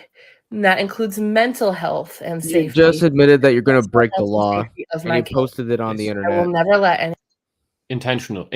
And she, okay, maybe she truly believes this shit. That doesn't excuse her. Exactly. That's not an She excuse. belongs in jail. She wants to tell kindergarten kids under the age of 6, about being gay, being trans, being non-binary, and all this other bullshit that does not affect these children at that age. Yes, true gender dysphoria is already present in children that age, but it does not affect them. It does not affect them. It only starts negatively affecting them when puberty starts. The clearest children that espouse, like it because this has a different intensity in children, and there's these the ones that are extremely balls adamant about being girls already at that age, and they don't stop. Like, but a lot of kids just do this. Like, I'm a girl today. It has nothing to do with gender dysphoria. Has nothing to do with this non-binary shit. They're just playing out things because tomorrow I'm a dinosaur. Day after that, I'm a superhero. I'm a Smurf. I'm a gummy bear. I'm an attack helicopter. It doesn't count. Simply, it does not count. Any child Role come playing. from my classroom feeling unloved or ashamed for who they are. At that age, no. Yeah, is you're a purely preschool teacher. hypothetical. You, like, these kids. Some of them I doubt can, at least in some depending on, like, some of these kids can't read properly yet. Mm-hmm. They know how to speak and talk and all that, but they don't know like how to process words. Yeah, they think and they don't know what a gender identity is. They barely know what a adults, gender is. random adults don't know what a gender identity is. Nobody really knows that, really. If you ask these people, they can't tell you. They can't give you proper definitions. And how is it? Because a child, like a proper adult, like a developed adult with developed personality, a child just is. Yeah, and what these childless people don't really understand, because most of these teachers, they don't have kids of their own. Yeah, like the potential lesbian drag king. Yeah, exactly. They don't have kids. The gay guy. They don't have get children. that when the kid finds a pair of pajamas that looks like his favorite superhero, or he goes to Halloween as his favorite superhero, he's gonna keep wearing that costume and putting it on when he wants to play that superhero. Yeah, because he wants to play Spider-Man. He's not identifying as Spider-Man, he's playing to be Spider-Man. When kids get a bit too delusional, okay, yeah, you can't fly when you put on the Superman cape. You don't want your kid to figure that out by jumping off the roof. That's a problem. That's when the fantasy goes too far. Exactly. Because the child, that is a good sign for the child isn't ready yet.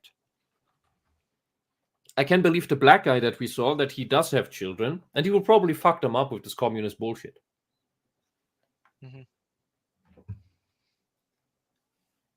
And then there's I think this is our last one. Hold on 1 second. Oh, second to last one. We still have Harriet Tubman left. I call her Harriet Tubman in a mocking fashion. So let's go with this lady, who is also on the chubbier side. She's chosen a better angle, at the very least.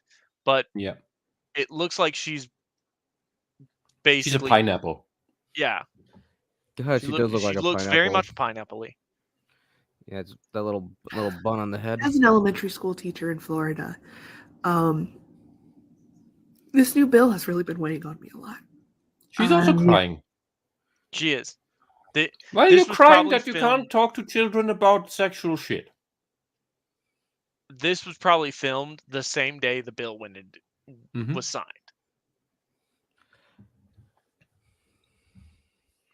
Like this is one of those things I was talking about earlier with these activists on TikTok. It's either 100% staged emotion, or it is 100% just raw, no logic whatsoever. I am emotionally venting, pretty much. Yeah, she is making this up on the spot. That's what her eye positioning tells me. But if you see this for whatever reason,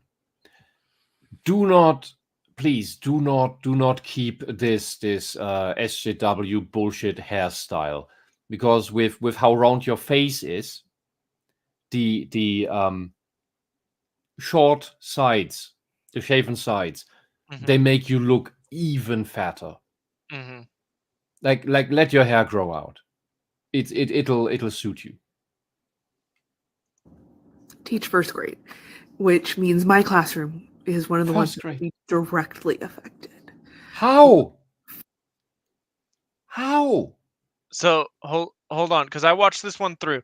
She is not gonna talk about addressing things inside the classroom. This is going to be all about her. Okay, but how does it affect the children in first grade? I don't know. That she can't talk with her first graders, 6-year-olds, about sexuality and sexual things. What is going on in that mind? For those of you who haven't been in the classroom a while, one of the things that teachers always do at back to school night and meet the teacher and things like that is they send home this cute little meet the teacher thing where it has a little bio about us, some of our favorite stuff, just so that you know who we are. Yeah, exactly. Yeah, that's Okay. all right. Yeah, Understandable. you like gardening. You have your tomatoes or roses or stuff, and you like your little, maybe you made a little birdhouse yourself that you put up, and on the weekend you love watching the birds that come to your place, or maybe you are knitting, Avid some or play mini movie golf. like a cinephile who loves going to the movies. He's gardening, dogs, pets, like that sort of thing. Yeah, or you like classical video games that have some really cool messages in them as well, like the cool fantasy stuff that teaches courage and being honorable and manners and stuff. Like even that can make sense. But she's about to make this entire bill all about Yeah. her. Yeah, So- or I'm running the chess club and at the community at the town hall that meets there every weekend, like stuff like that. That's cool. That's cool. Get to know your teachers. That's cool. I don't want to know who you're fucking. That's none of anyone's business. How do I do that next year? Is there nothing about you that is not your sexuality? Like, yeah. Okay, like, lady, your students in like 10 years from now, they're not even going to remember you. And even if they do remember you, they won't care enough to think about you for more than like 20 seconds. What is she so emotional about? Like, what do you need to lie about? Your sexual orientation has nothing, is irrelevant to your bio. I doubt that the heterosexual teachers put on their "I am heterosexual" on it. Yeah, exactly. Like, even if they're single. Just all you have to do is say, I was born and raised here. I was born and raised in this small town. These are my parents. These are my pets. I grew up on a farm. X, Y, and Z years. I grew up on a farm and I milked the cows. And I remember this one time when I was running down the hill, swinging the milk can in a circle like you do, and then I tripped a bit and it was just above me, and then the entire milk spilled on me. Oh yeah, you have a little anecdote. And that's that. That's the stuff you do. But you don't have any life stories to tell. You don't have any hobbies. All you are is gay. Exactly. That's all you can talk about. And what kind of bio like is this that? Woman don't have anything beyond their ideology. They are ideological beings. They don't exist outside of it. Because they can't. Because to do so would be to call into question the ideology. Yeah, you know what you could write, for example? I'm a huge Harry Potter fan. I read all the books, and I like them more than the movies. Or you can write stuff like that. And not talk about my marriage? Do I pretend I'm single? No. Do I? You can just write married. You don't need to tell anyone to whom you're married. If you were married to your dog, which I think is some states do still for some weird reason, would you state that you're married to your dog, or just that you're married? If you're married to your fridge, whatever weird thing these some people come up with. Date my spouse's stance as a trans femme person? Stop. You do not tell anyone that your spouse is trans. How dare you, fucking idiot. And that your spouse thinks it is necessary to tell everyone that he or she is trans, like trans femme, so that's a trans woman probably. I assume so. Yeah, because I hear trans femme rarely. Trans woman would be a trans woman. So it's a biological man with gender dysphoria who probably transitioned. Nobody gives a shit, okay? And someone with actual gender dysphoria who transitions wants nobody to know. Because those people, us, we want normal lives. We don't want that extra attention. We want to be treated normally. And we do that by passing, because then nobody asks questions. And you know what? We don't need this pronoun bullshit either, because people refer to us as the pronouns of the other sex, the sex that we biologically not are, but that our fucked up brains think we are, and that our fucked up brains think that that is the body that it's interfacing with. Like it's been loaded in the wrong, like you have an error in the matrix. Like, oh fuck, loaded up the wrong character model. That's what that is. Mhm. And you want to go around and bring attention to that? You disgust me. You, and maybe your spouse, are what the problem is. You're part of the problem, not part of the solution. But your problem is that you need to make everything visible and shine a light on everything. You can't leave things alone. You don't understand that people don't want to be noticed because you are such a narcissist that you need to tell everyone about everything you do, including the people you know. I've seen this a couple of times. There are people who are so shallow that and narcissists do this a lot, that they define themselves by whom they know. So they then present their worthwhile friends to other people, so that those other people then they're supposed to get the impression, oh, you know this really amazing person that I'm now talking with that you presented to me, so you must be an amazing person. It's an extension of the self. The narcissist uses that as an extension of the self. Look, I have this special spouse that is trans, therefore I am special. That is the mind of her. Mhm. All you need to do is put on you're married. You're married to a trans woman? It doesn't concern anyone. It's none of anyone else's business. You don't even need to put down that you're married. And if they wanted, you put down your marital status, you put down married. You don't need to put down married to a man, married to a woman, married happily, married with abusive rapist, married with trans woman. No, just married.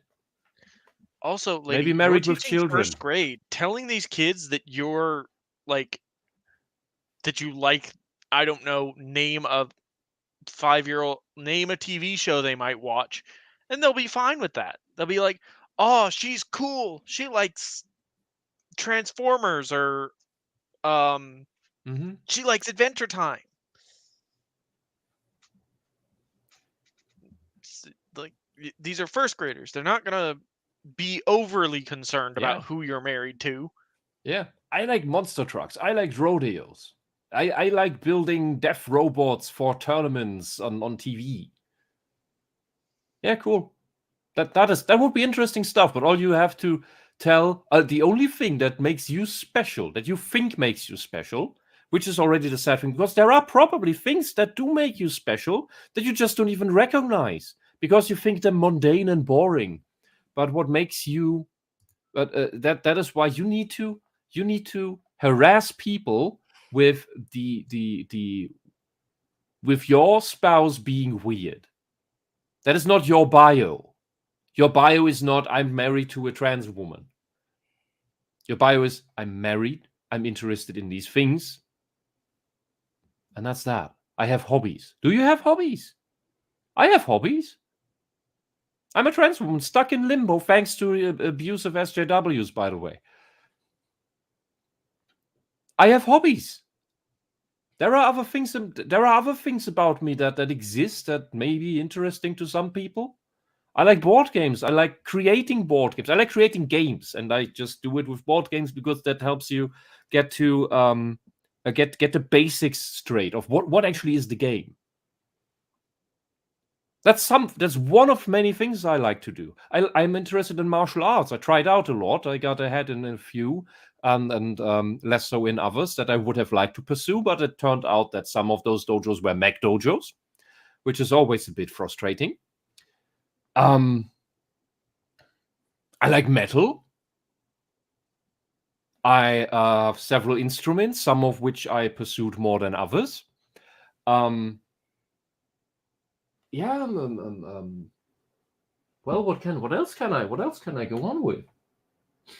Yeah. Look, isn't this already something that you can put in a bio?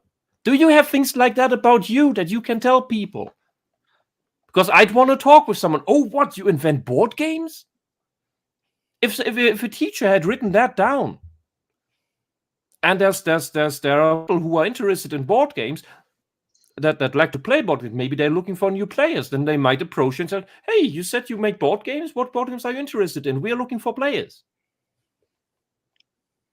You've run a D&D campaign for 3 years in the same world with the same people? That's really interesting. What's it about? What have you done? Yeah. Oh, I'm still writing a thesis because I'm still a teacher and I will remain teaching. But I also still want pursue academic stuff, but not to make more money, but because I'm so interested in the topic, I want to understand it more. Mm-hmm. Maybe it's weirdly phrased, but that's something you could write if that's what you do.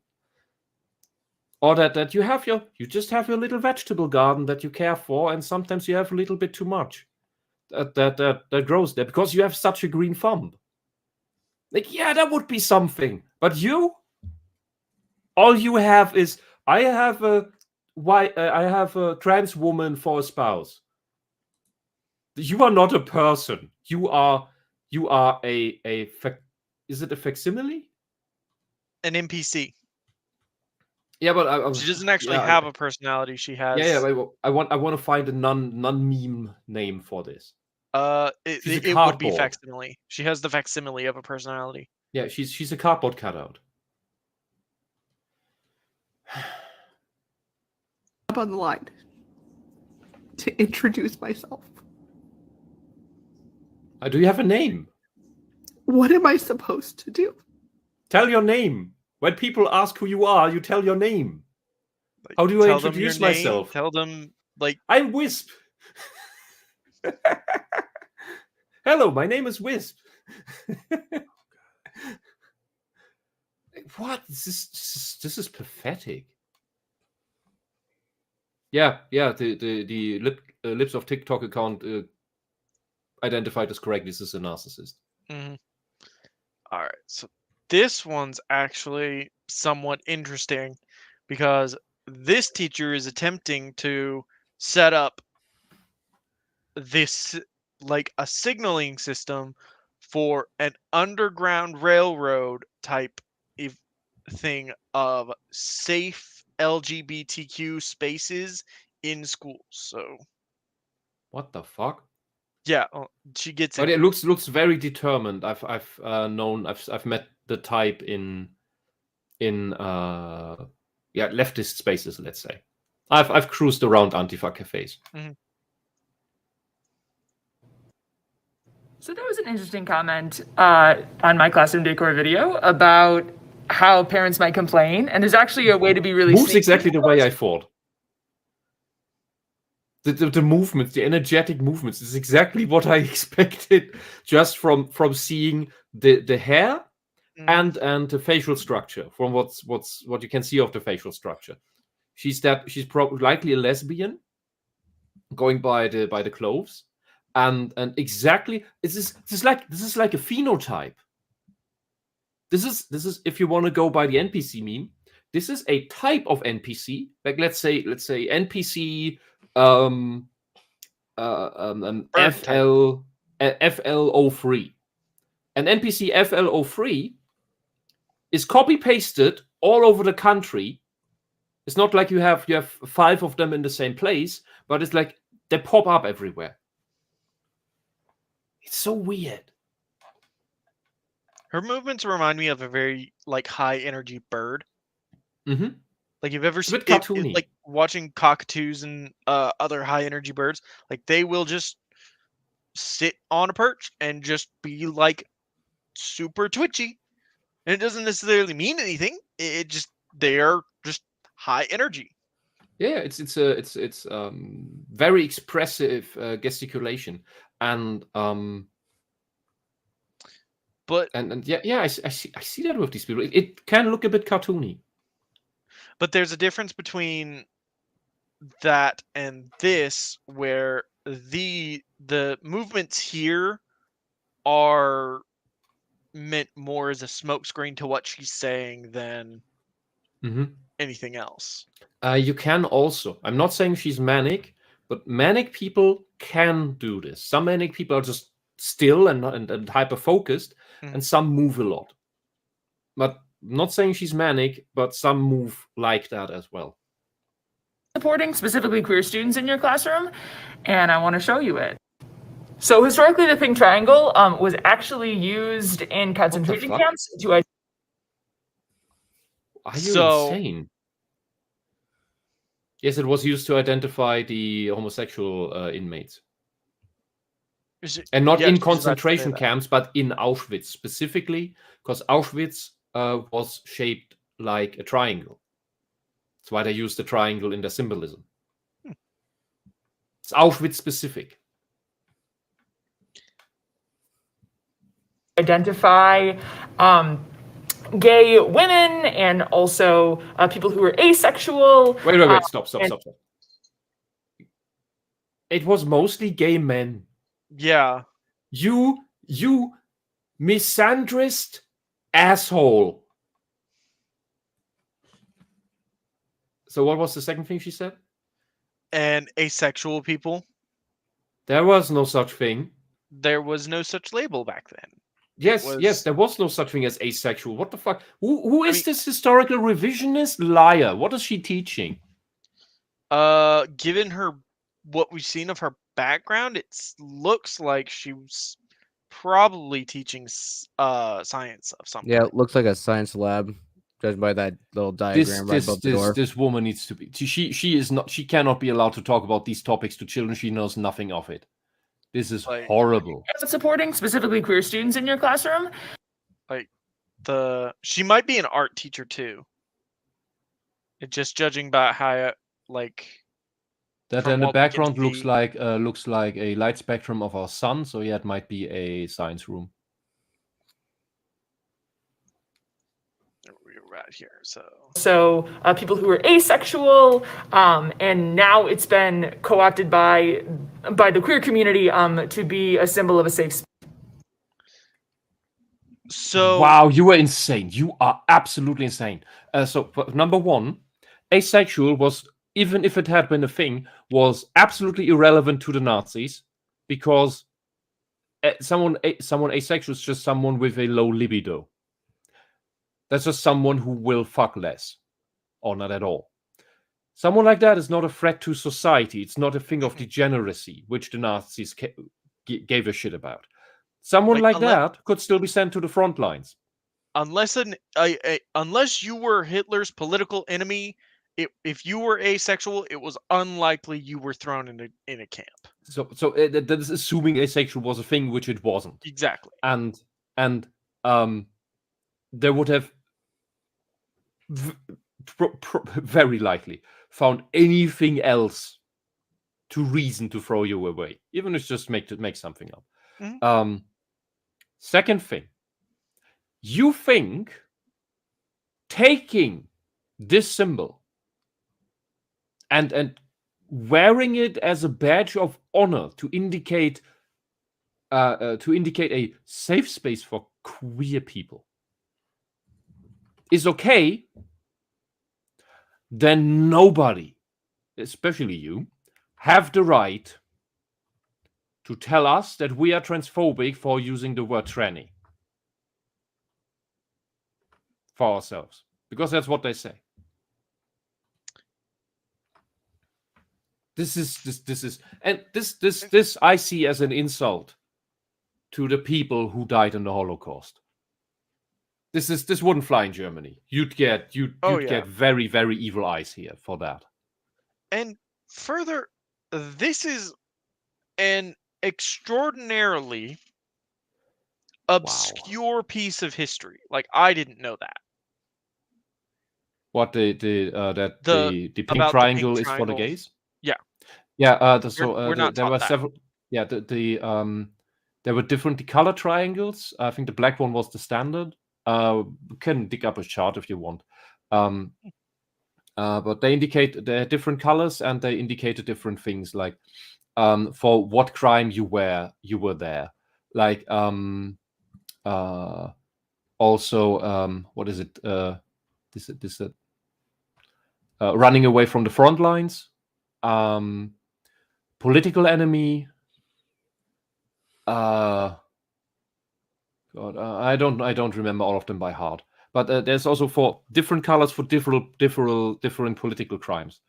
There were at least 6 colors, and then you had further distinctions with extra symbols on that.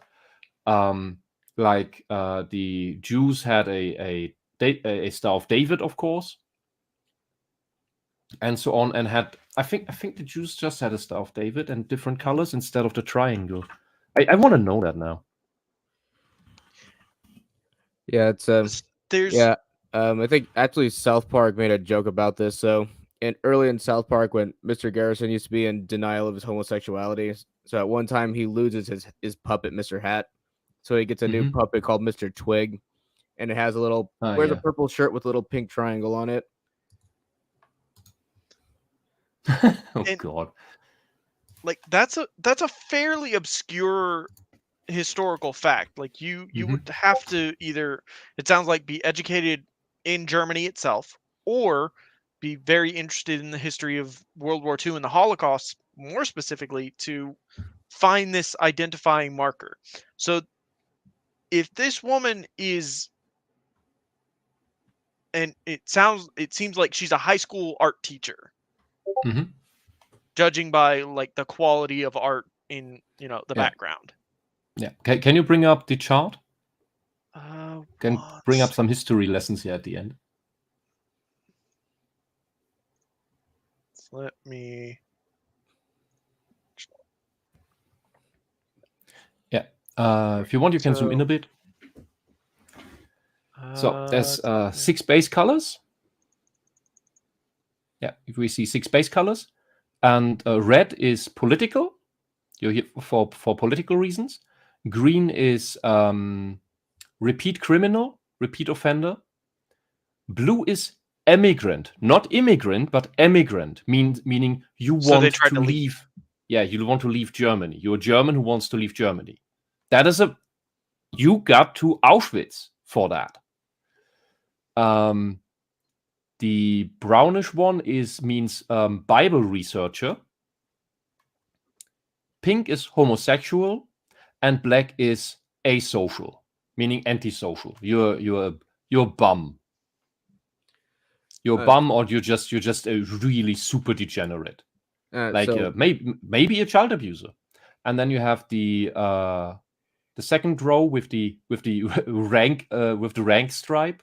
Like you got rank ups, is for that is for repeat offense. So when I said Berufsverbrecher means criminal profession would be the more proper term here. So you're a repeat offender somehow. How you can be a repeat emigrant, I don't know. And so on. Like it's for having found you to have done this several times or something. The dot means Häftling in der Strafkompanie. That was a special group within Auschwitz that did special things. I don't think it's the same as the Sonderkommando. The Sonderkommando was the one that had privileges. Maybe I'm getting the names mixed up. And then we have the row for Jews. It is the triangle with a yellow triangle behind it to make a Star of David out of it. So you had the political Jews that did political crimes, the professional criminals, the Jews that wanted to emigrate Germany, Bible researching Jews, homosexual Jews, and Jewish bums. And then we have the special ones. What is this? Oh, jüdische Rasseschänder. Jewish race defilers, meaning this is a Jew who had a baby or tried to have a baby with a German. Ooh. Very evil. Rasseschänderin, the one next to it, that is women. That is the female race defiler. The red dot is potentially fleeing, maybe try to flee. Then we have the number. The P is for Poles. The T is for Chechenians. The red triangle that points upwards is for members of the Wehrmacht, of the army. Mm. And Häftling 1a, I don't know. Maybe it's a special designation of prisoner of special importance or something.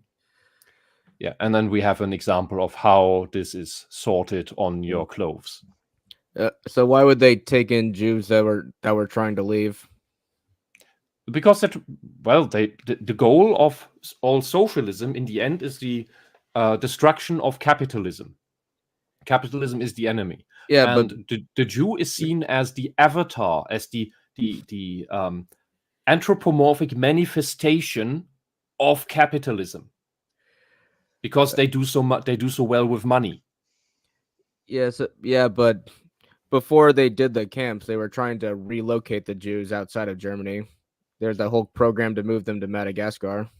Yes, and other things. Because first it was just get rid of them to clean the country, and then that didn't work anymore because of sea blockades. They couldn't do that anymore. Those were previous solutions to the Jewish question. The final solution is just the last I had, which was, okay, if we can't relocate them, we still want to get rid of them, then, well, we'll kill them. Because one of the ideas was to relocate them to Palestine, the Holy Land. But the guy who was in charge at the time, I keep forgetting his name, some Arab name, he also didn't like Jews. He corresponded with Hitler about, well, I don't want the Jews here either. So Hitler asked him, well, what am I supposed to do with them then? And then the Muslim in charge of Palestine at the time wrote back, I don't care, burn them if you will. Which is maybe ironic. But yeah, little excursus into history. So using this sign here is mildly offensive. It's tasteless. Hmm. I would say I think it's more important to call it tasteless than offensive. Okay, one more thing before I forget. So what were the Bible researchers in for? Bible researchers, I'd have to look further into that, but there are very weird Christian sects and everything, and the Nazis wanted to set out their special form of mythology anyway. So anyone who was looking up for other mythology and would argue is a problem. Yeah, that's what I would come up with on the fly, but I would need to look deeper into what kind of Bible researchers they were especially going for. Because we have these weird things like totalitarian Christian regimes scientists don't like that are full of bullshit. Yeah, sorry. Like you wanted to say something. Anything that is outside of state control, like that, like religion, like someone's faith, it totalitarian regimes, they don't like it because it is an escape from the political. It is an escape from the state.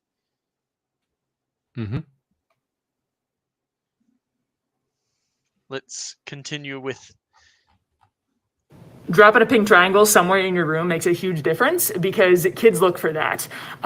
Why would they be looking for that? Why would okay, imagine I'm 8 years old. Why would I be looking for a pink triangle? I would think because at that time you don't learn about the Holocaust. I would think, what is this girl stuff here? Blah. Kids that age don't know about Auschwitz. They don't know about weird triangles. She mentions high school in like as she closes it out, but still, what high schooler would know this? Besides, one really like basically who spent his entire life studying World War II history, and even then, you know what? depending on what they studied about it, this could not be in their wheelhouse. You know what I would interpret? Okay, imagine I've learned about the Holocaust now in school and everything, and so we by the way, German school about the Nazis is extremely shallow. This chart never came up in school. But assuming I would have learned about it, if I now see a pink triangle that resembles the one from Auschwitz anywhere, I would see that as a warning sign of a potential bully trying to come after me, not of a safe space indicator. Imagine especially in sorry, go on. Places, especially in high school spaces, kids will look for that, and so that's kind of a sneaky way to show your support if you're in an area that you might get some pushback on, but still want to make sure. No, stop it. The symbol that you would put there is the stupid rainbow flag. Yeah. Like what? Not the sign that indicates you're gonna get gassed and then burned. Because that's what that means. It means you're gonna get killed, and then you'll be then you'll return to ashes. Fucking retard. Sorry, I spoke over the last. And make your space inclusive. Okay, this woman is insane. She doesn't know anything about history. No. Yeah. Okay. She's deliberately not using the rainbow because parents could identify the rainbow. But bloody hell, this is just so fucking evil. All right. And she thinks she's doing good. This one I do believe thinks she's doing something good. Probably. Okay, there was this one. I was scrolling through the Libs of TikTok feed. I found this. This actually made me angry. Oh boy, I haven't seen this one. So this is from I think it's called like amaze.com or something. And this is supposed to be, 9-year-olds that this is for. This is directed at young children.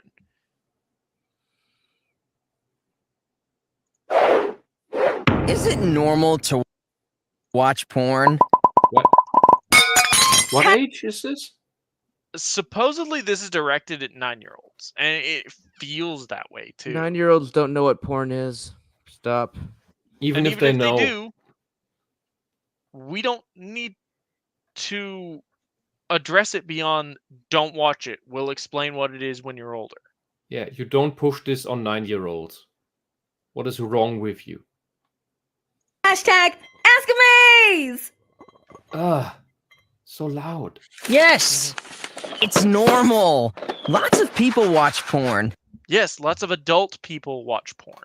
And porn can be very addictive and fuck up the way you interact with the opposite sex. Yes. It gives you wrong expectations as well, which we've already seen in the years before the SJW crap, because porn is so easily accessible on the internet. A buddy of mine who had lots of girlfriends and 20s and in the 20s, and since school probably as well.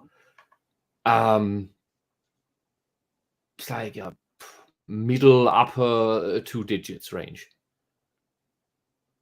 and he complained that there's a lot of girls, like it changed over the years, and that so he's I think in his late 20s now, he should be, but he's still going for the early 20 to 25 range, which is okay.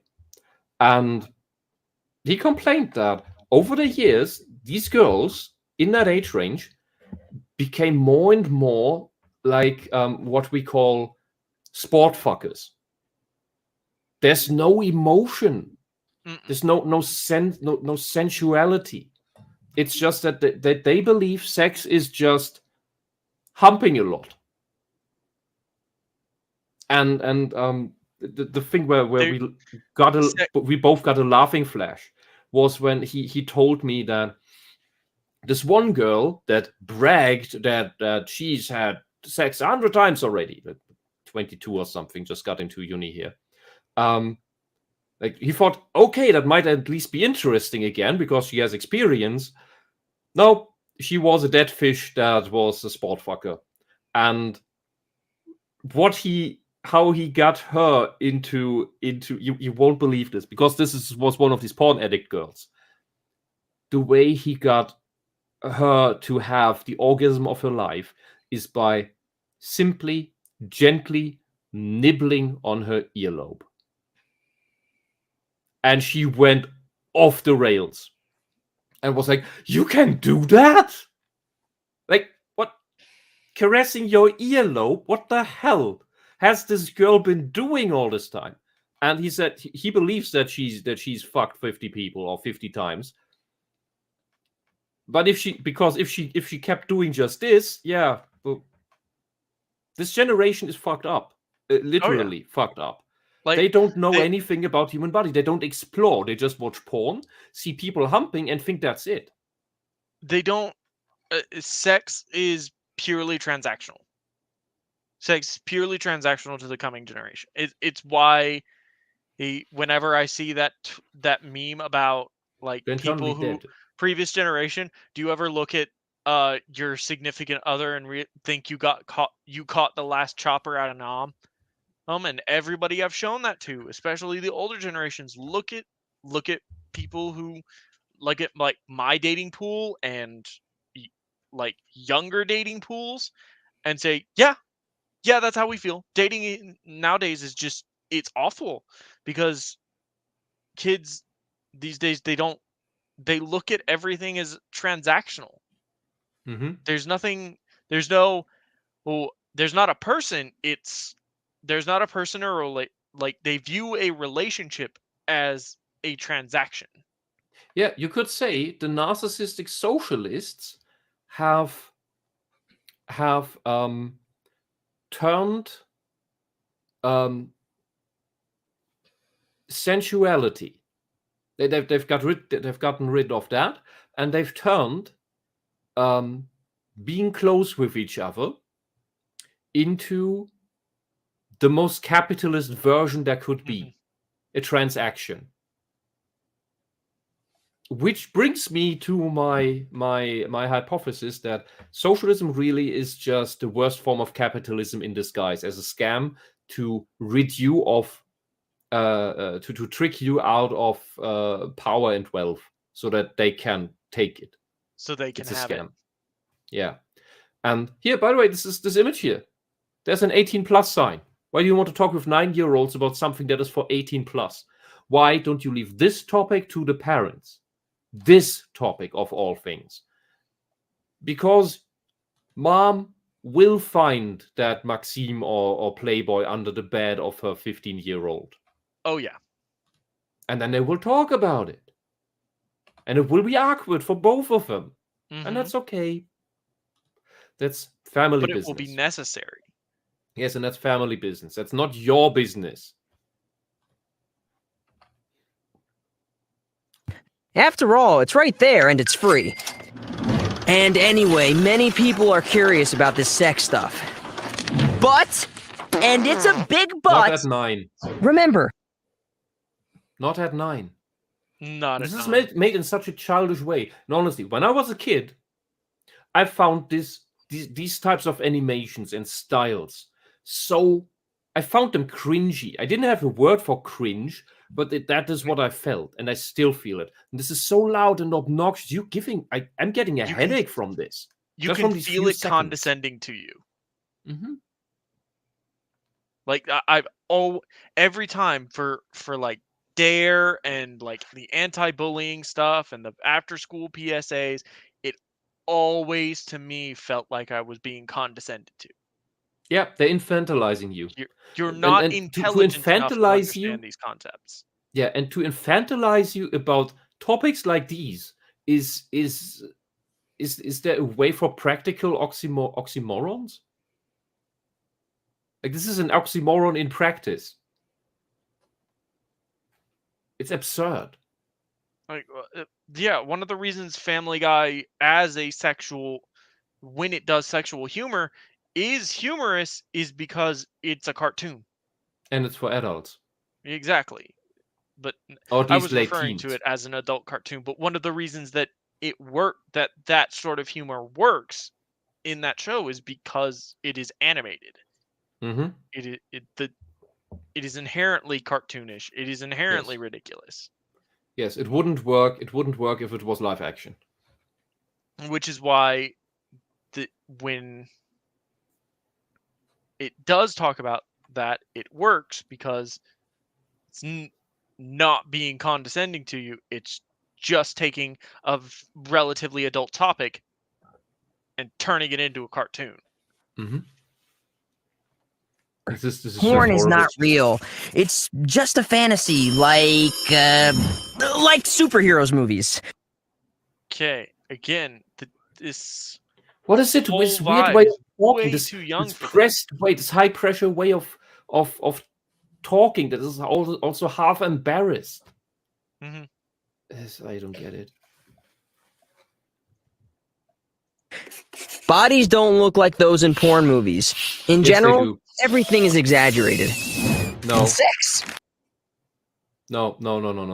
There are people who do look like that naturally. They're rare, but they do exist. And why do you show me again some female body with a head on it that allegedly female body, possibly female body, with a guy's head with a beard on it? You're disgusting people. And this is the one in the center, by the way. Yeah, it is. It is the one that will most likely draw the most attention because it often looks very different in real. Like the graphic they had for the woman's chest was bouncing forward and backward. So 9-year-olds. Real life. So don't expect your own body or sex life once you have one to look anything like what you see in porn. So again, we're talking about something very clearly made for young audience. And while I agree with the message, like, don't expect your regular sex life to be like porn. Mm-hmm. That's a good message. I agree with that message. This is very clearly made for people not of an age where porn needs to be in any realm of disgust. Or my to sound like. My question here is, why do we need all these stupid videos? All this media incorporated into the classroom is almost always, like 99% of the time, it is bullshit. Unless it's some historical documentary or some biology film about, oh, look, tadpoles and they morph into frogs. We can do the same thing from the book. But yeah, sometimes you watch that thing because the teacher has to do something on the side. Sometimes doing a time lapse of a tadpole turning into a frog. Yeah, but something like this has no need in a classroom. Mm-mm. This same message can be given by your biology teacher when you talk about reproduction. Like, by the way, and you're old enough, you know porn exists. Just so you know, don't expect your sex life to be like porn, because porn can get very exaggerated and very extreme. And the more porn you watch, the less interesting your actual sex life can be. So you can have better sex if you watch less porn. Like if you like that kind of stuff, at least get a balance of it. That's all. It's all you need to tell. You don't need these weird, creepy pictures. This whole, hey, let's try to appeal to the kids. Like, use a notebook that has squiggly lines drawn into it, like the notebooks of the kids in the class. Haha. This is a manifest. This kind of PSA shit is a manifestation of the "Hey fellow kids" meme.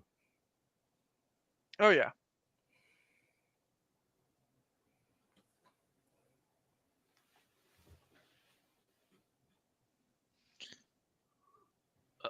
there's not much left. I'm just gonna skip ahead a little bit. There we go. Supposed to be funnier. I want to see those names. One moment. More info, less weird. No, this is more weird. Find out more about more weird, not less. Just pause. Okay. There we go. Animation by Joni Finkelstein. Designed by Asher Schwarz. Nadav Arbel, Paul Castro, and Yotam Elouf. Yeah, I believe I used it. I believe you were Elouf with sounds chosen.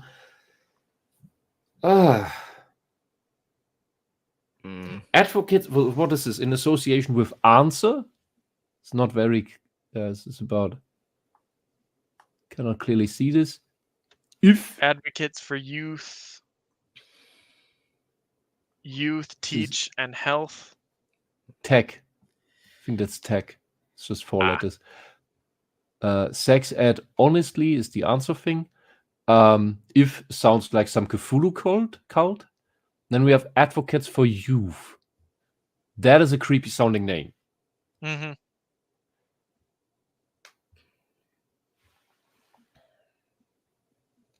Nine-year-olds. Anyone older than that finds this cringe. Kids of that age may already find that cringe. And then this loud voice.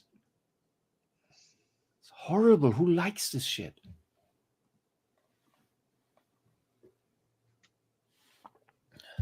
No. This is just wrong.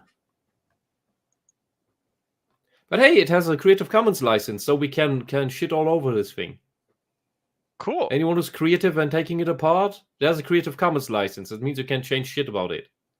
Probably. Just check what exact license it has. Yeah, I wouldn't trust any of these people that we've had on screen with children. Oh, no. No, I wouldn't trust them with children either.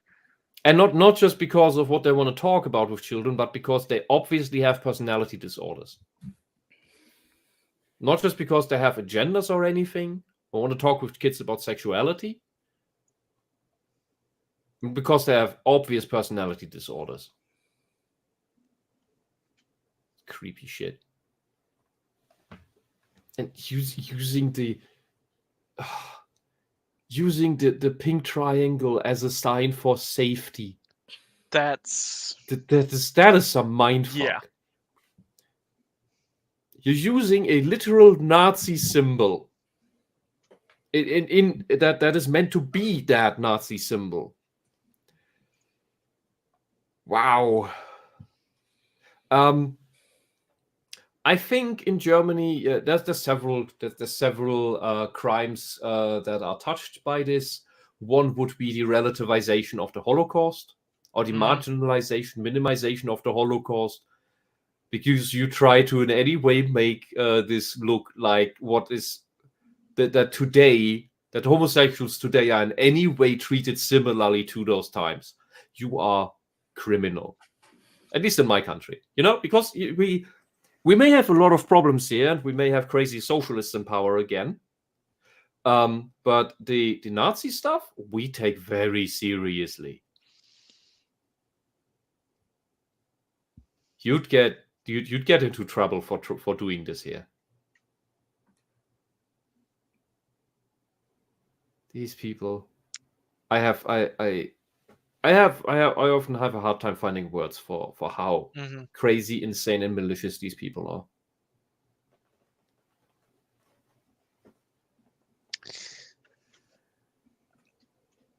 Anyway, right. I think that's where we're gonna wrap it up this week, since we've almost been going for 3 hours. Yeah. I know it's almost midnight out in Germany where Wisp is. Yeah. So we'll go ahead and get out of here. Thank you all so much for watching. We'll be back hopefully. Oh, wait, no. Next week is Easter, so we will not be back next week. Yeah, we'll roast wild boars and make giant fires to jump over in the morning. Or for Easter, we're probably just going to end up having ham or chicken. What? You're boring. I know, right? Do it the proper heathen way. Like wild boar. Yeah. On a spit? You guys Although, go out to and be hunt fair, for it or buy it at a store? my mom doesn't like gamey meats, so dove, quail, duck, rabbit, that's all out for her. Which sucks because You I can also enjoy eat rabbit at Easter, those. but especially here in the Heath, which is what the Heathens were called after, and the Havel Rose, by the way. That's it has to be wild boar on a spit, and you have to make a giant fire. Well, And in the it's not like morning, we can't acquire when- wild boar. when Do you when go the out and ashes- hunt for when- boar? Yeah, when the ashes are still gleaming a bit, and there's only the ashes left, the young unmarried men that are of age, they take off their shoes and their socks, and then they jump over the leftover embers of the ashes, and if they make it, they get a blessing by the goddess of Easter to find a great wife this year. Oh shit, man! I need to spend an Easter in Germany then. Definitely. All right. Hey, so we will not be back for Easter, but we will be back for the week after that. So, thank you all again so much for joining us. We will see you in a couple weeks. Yeah. Goodbye. Bye. Thanks for having me. Yeah, take care.